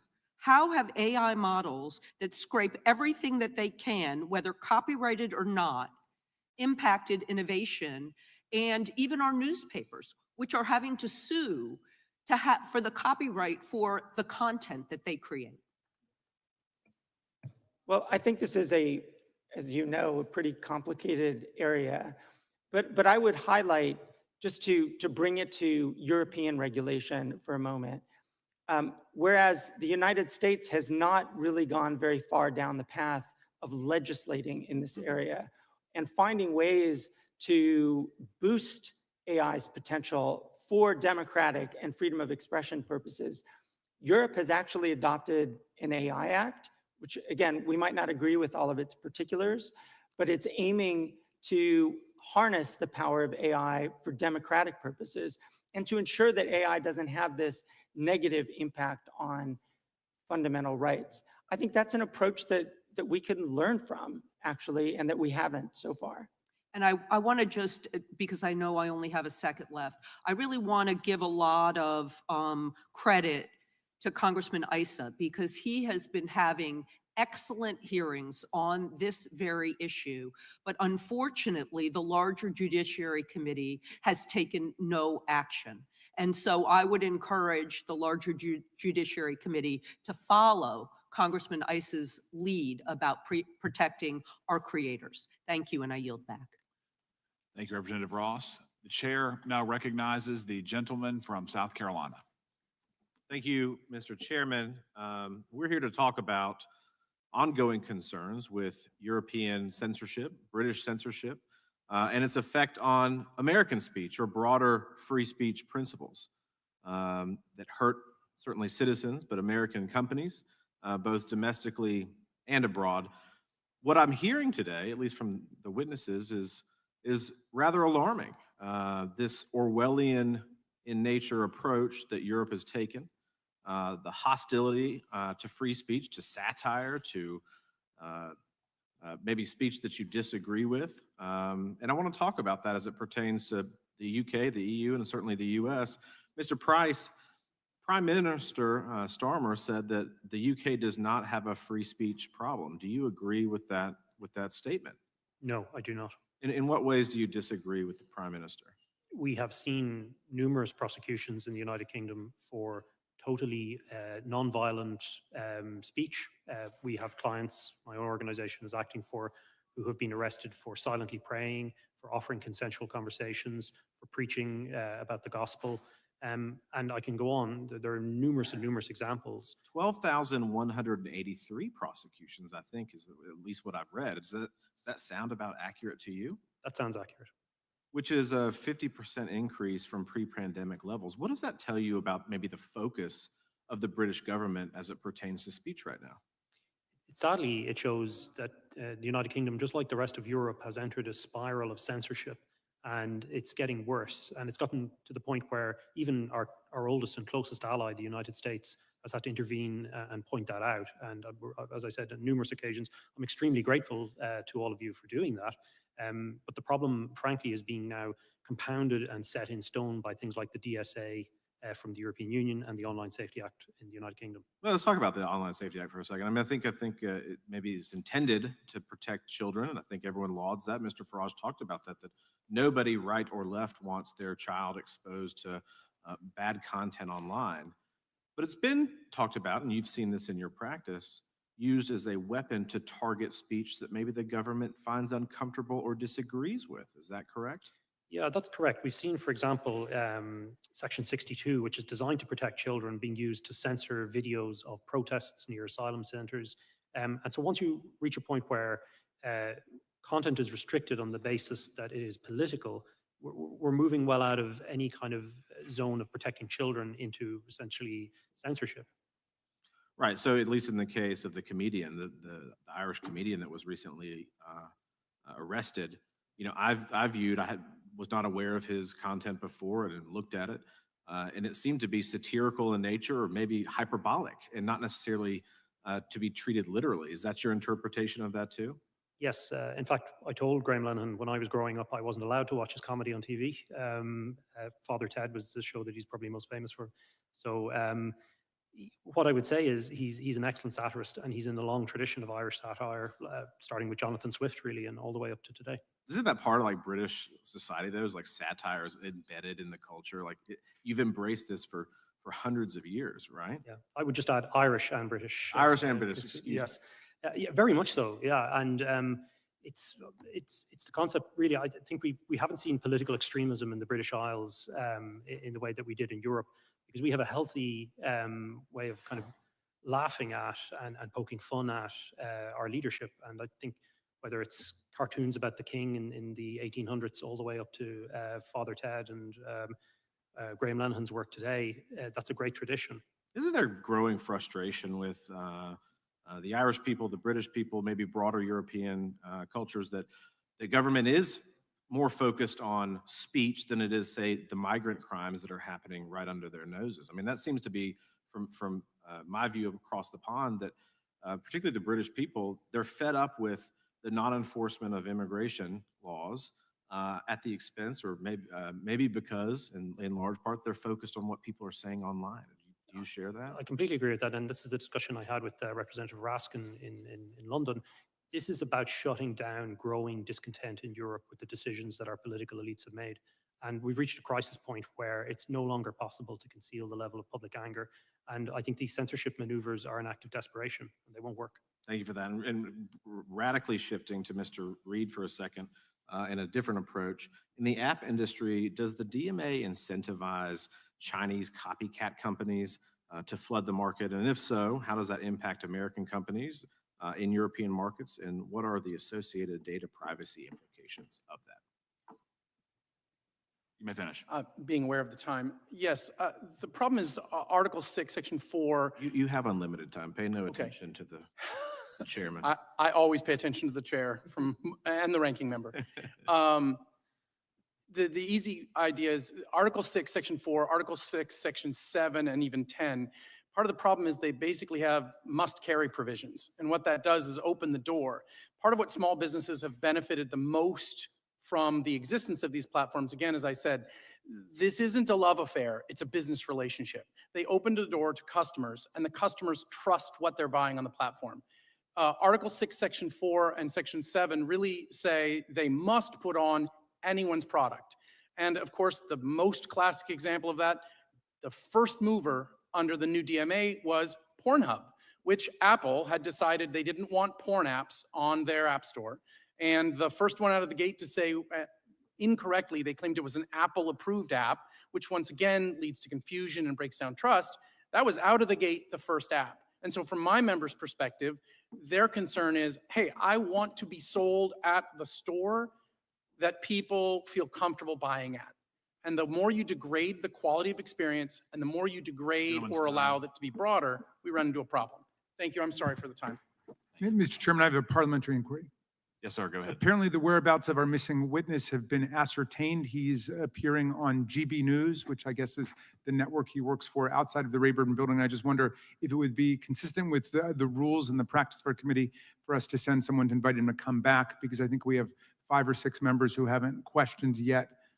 Would that be all right if we sent someone to go alert him that there's still members waiting to do their questioning, just out of courtesy and respect for our colleagues? Well, the chair will make note that the witness has appeared voluntarily. He has left voluntarily, but in terms of going and asking him to come back, No objection there. Okay, if we could do it, if we could find him, and I'd like to submit for the record this clip from GB News, British free speech under threat. Nigel Farage says UK is an authoritarian state like North Korea. Without objection. Thank you. Gentleman yield. Yes, sir. The chair recognizes the representative from Vermont. Thank you. Thank you, Mr. Chair. You know, I spent my August traveling around my state listening to Vermonters tell me what was on their minds. And there was one constant thread, and that was fear and concern for young people, for their safety, for their future. And parents kept asking me, will my kids ever be able to afford a house in this economy? Is it going to be safe for my kid to go to school? And are my kids safe online? Over and over again. And I want to tell you about one conversation I had with a high school student in Vermont who said to me, we all know that social media on our phones is hurting us. And in some instances, it's literally killing us. And what he wanted to say is, what are you doing about it? What are you doing about it? And I have to ask myself the same question, because I'm a parent, I'm a former teacher, I'm now a member of Congress. And what are we actually doing to solve the problem, to stand up for our kids? And it's clear we need real attention on this. We need to focus our attention, and we do need to regulate corporations behind these problems. And we need real public oversight, yes, over the gun makers, yes, over financial speculators, but also big tech. Because polls show across the country, Americans overwhelmingly want us to take action on the harms that are hurting their kids. And yet here we are, first hearing back, we're not talking about the AI platforms that are leading kids to self-harm. We're not talking about the algorithms profiting off of teens' eating disorders.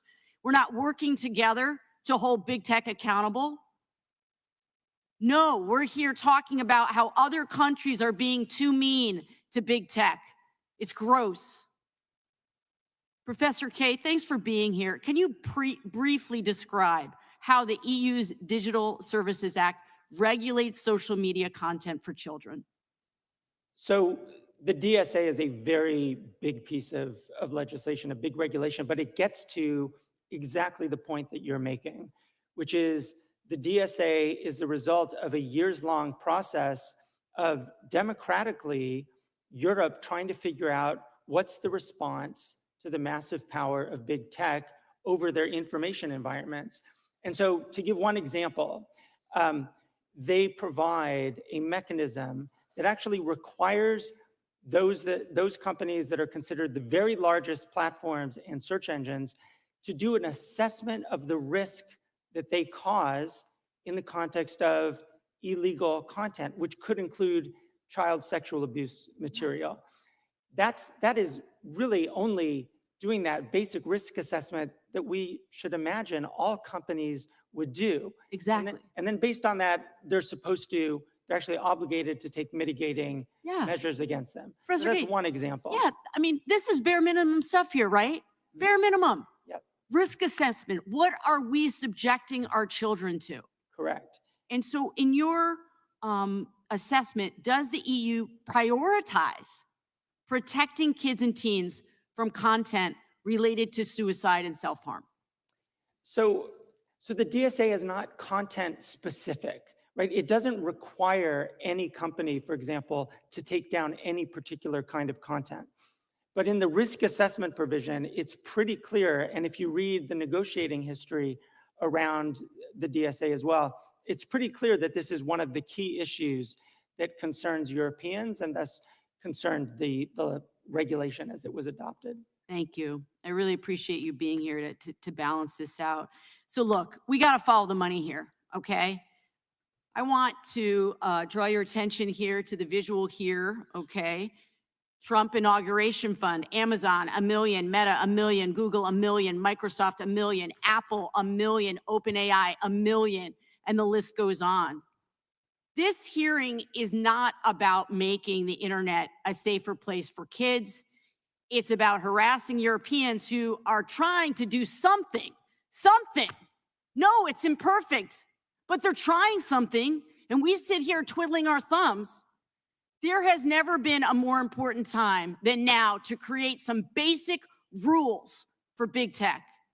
Our kids are more important than these billionaires and their shareholders, period.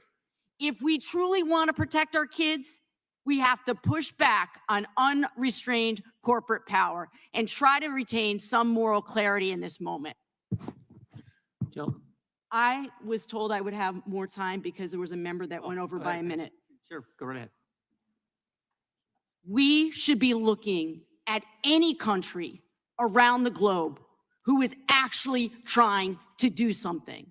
And no, should we copy exactly what they're doing? No, but we shouldn't stick our heads in the sand and say that, oh, there's nothing we can do here.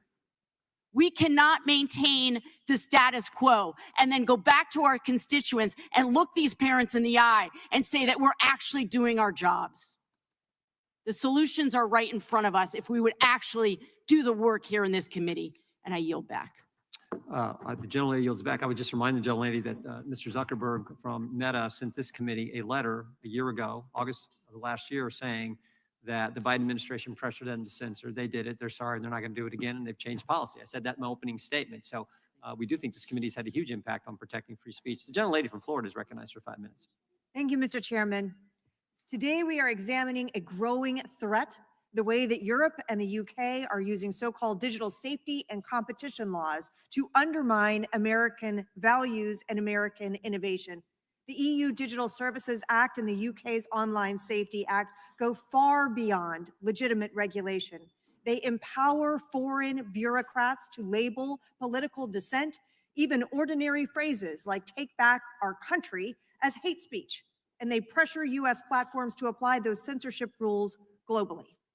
At the same time, the EU's Digital Markets Act and the UK's DMCC deliberately single out American technology companies for punitive treatment, forcing them to share proprietary data and subsidize less innovative rivals. These laws are protectionist by design, and they put American jobs, innovation, and free speech at risk. Congress has a duty to push back. We must ensure that foreign governments cannot dictate what Americans are allowed to say online, nor use regulatory schemes and backdoor taxes on our most successful industries. I look forward to hearing from you all today and appreciate your testimony.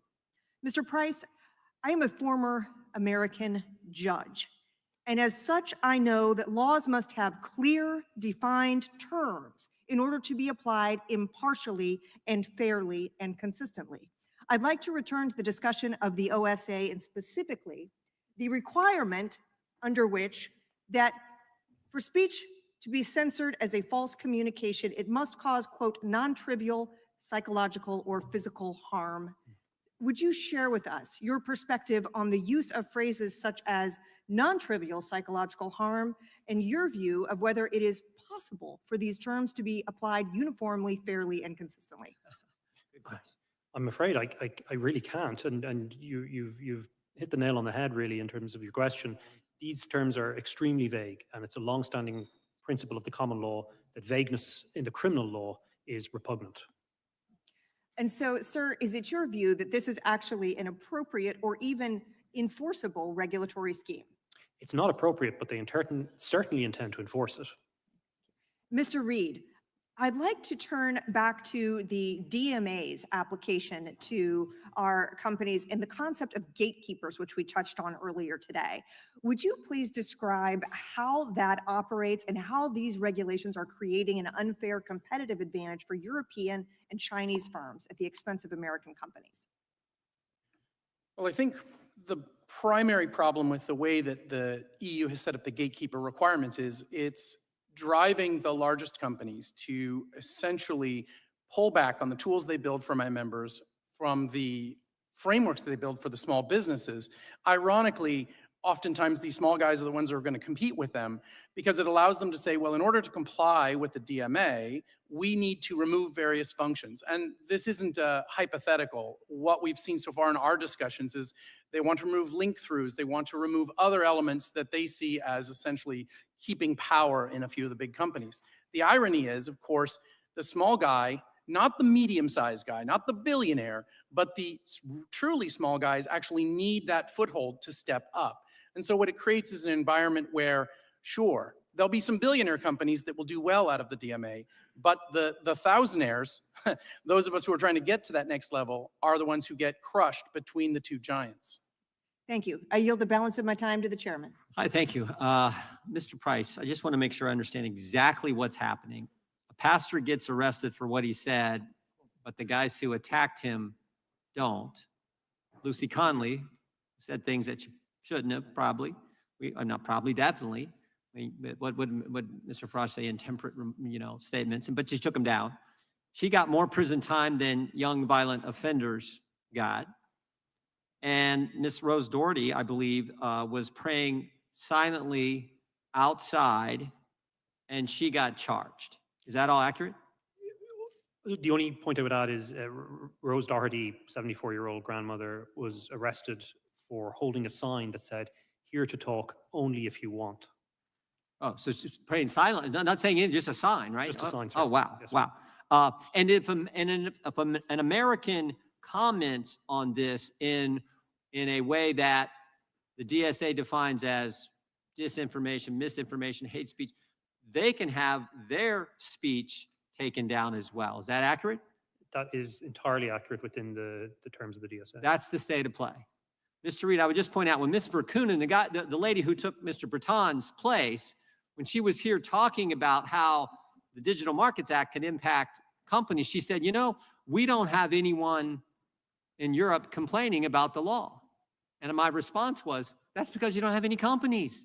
The way you defined it, according to Mr. Price, and you understand, it only includes American companies and one Chinese company. Is that right?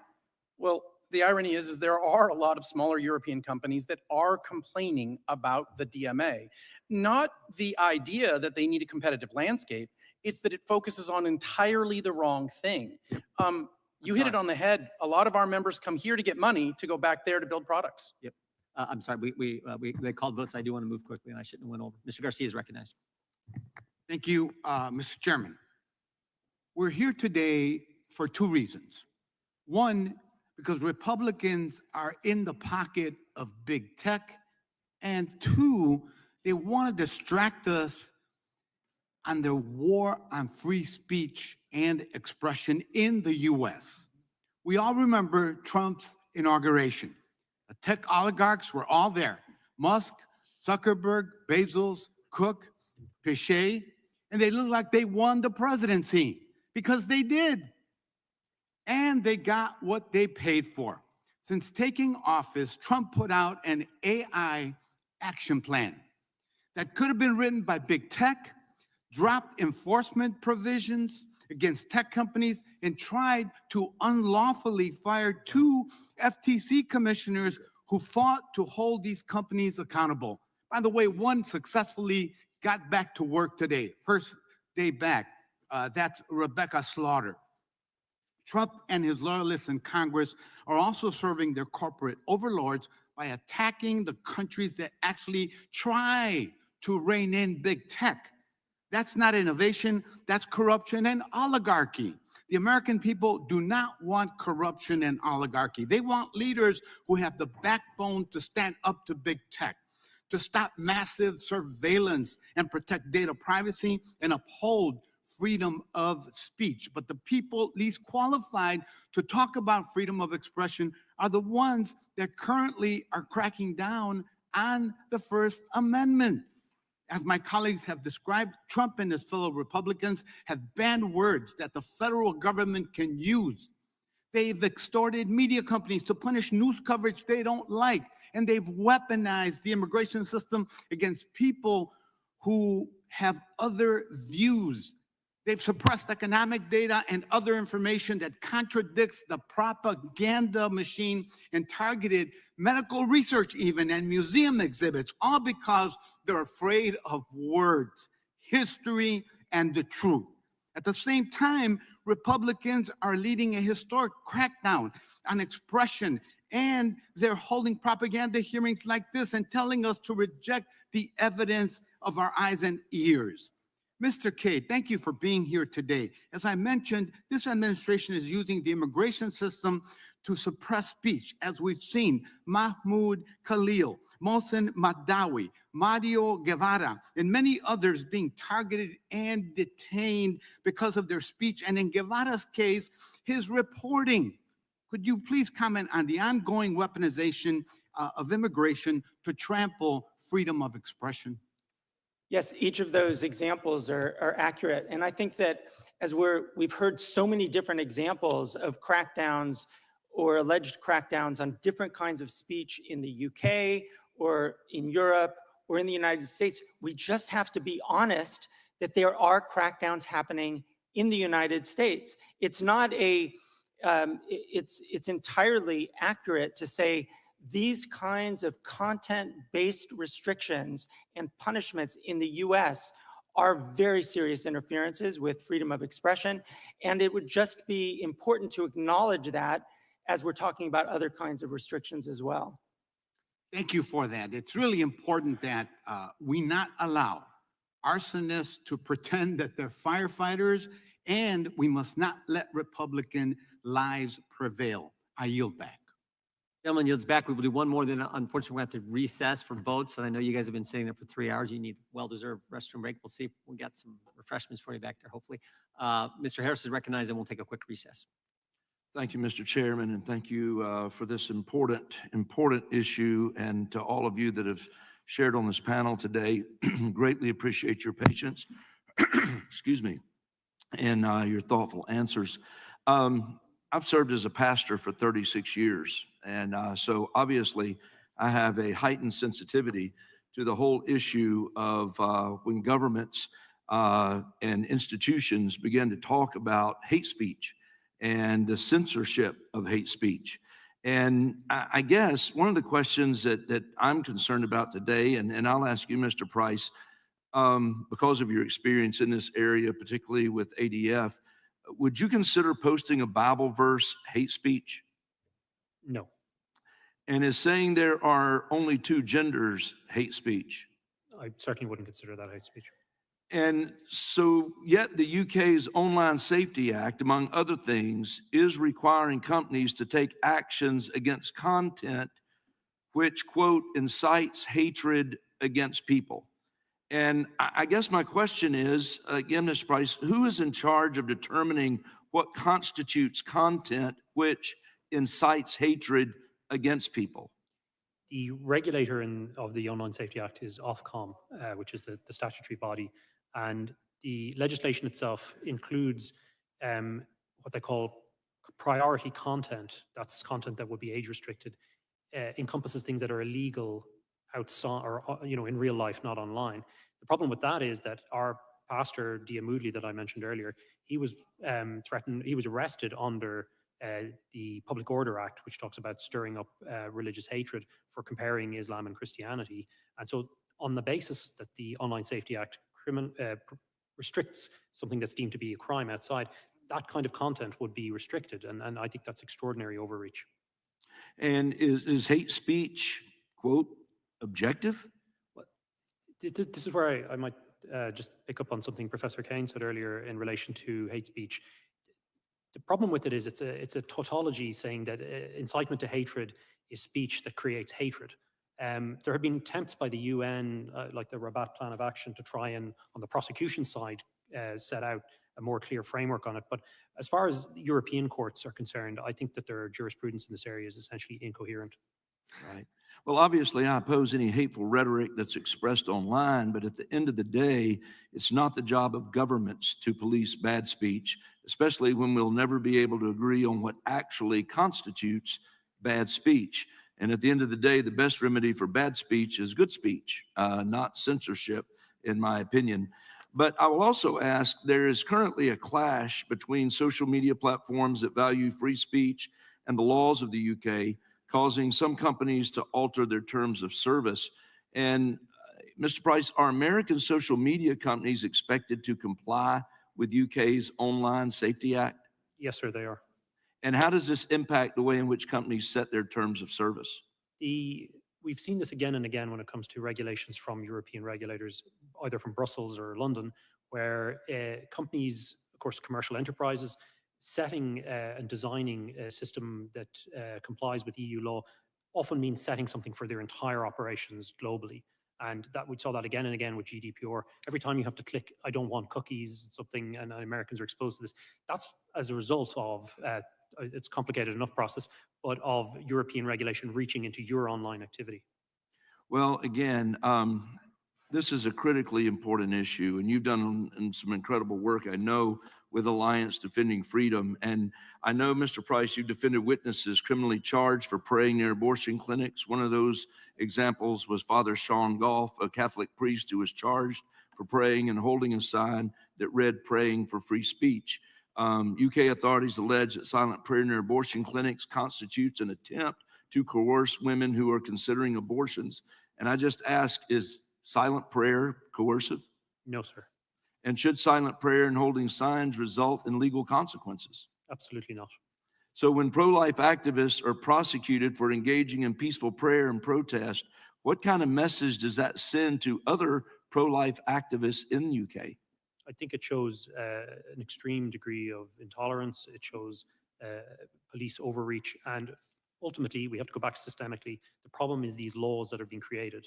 They're incredibly vague, overbroad, whether it's by European regulators or UK regulators. They're having a real impact on people's lives and their human right to free speech.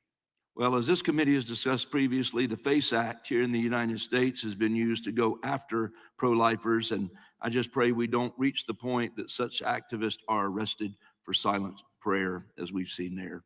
With that, Mr. Chairman, I yield back. Gentleman yields back. The committee will stand in recess for 15 minutes more or less. Restrooms and refreshments in the back for you guys. Thank you so much.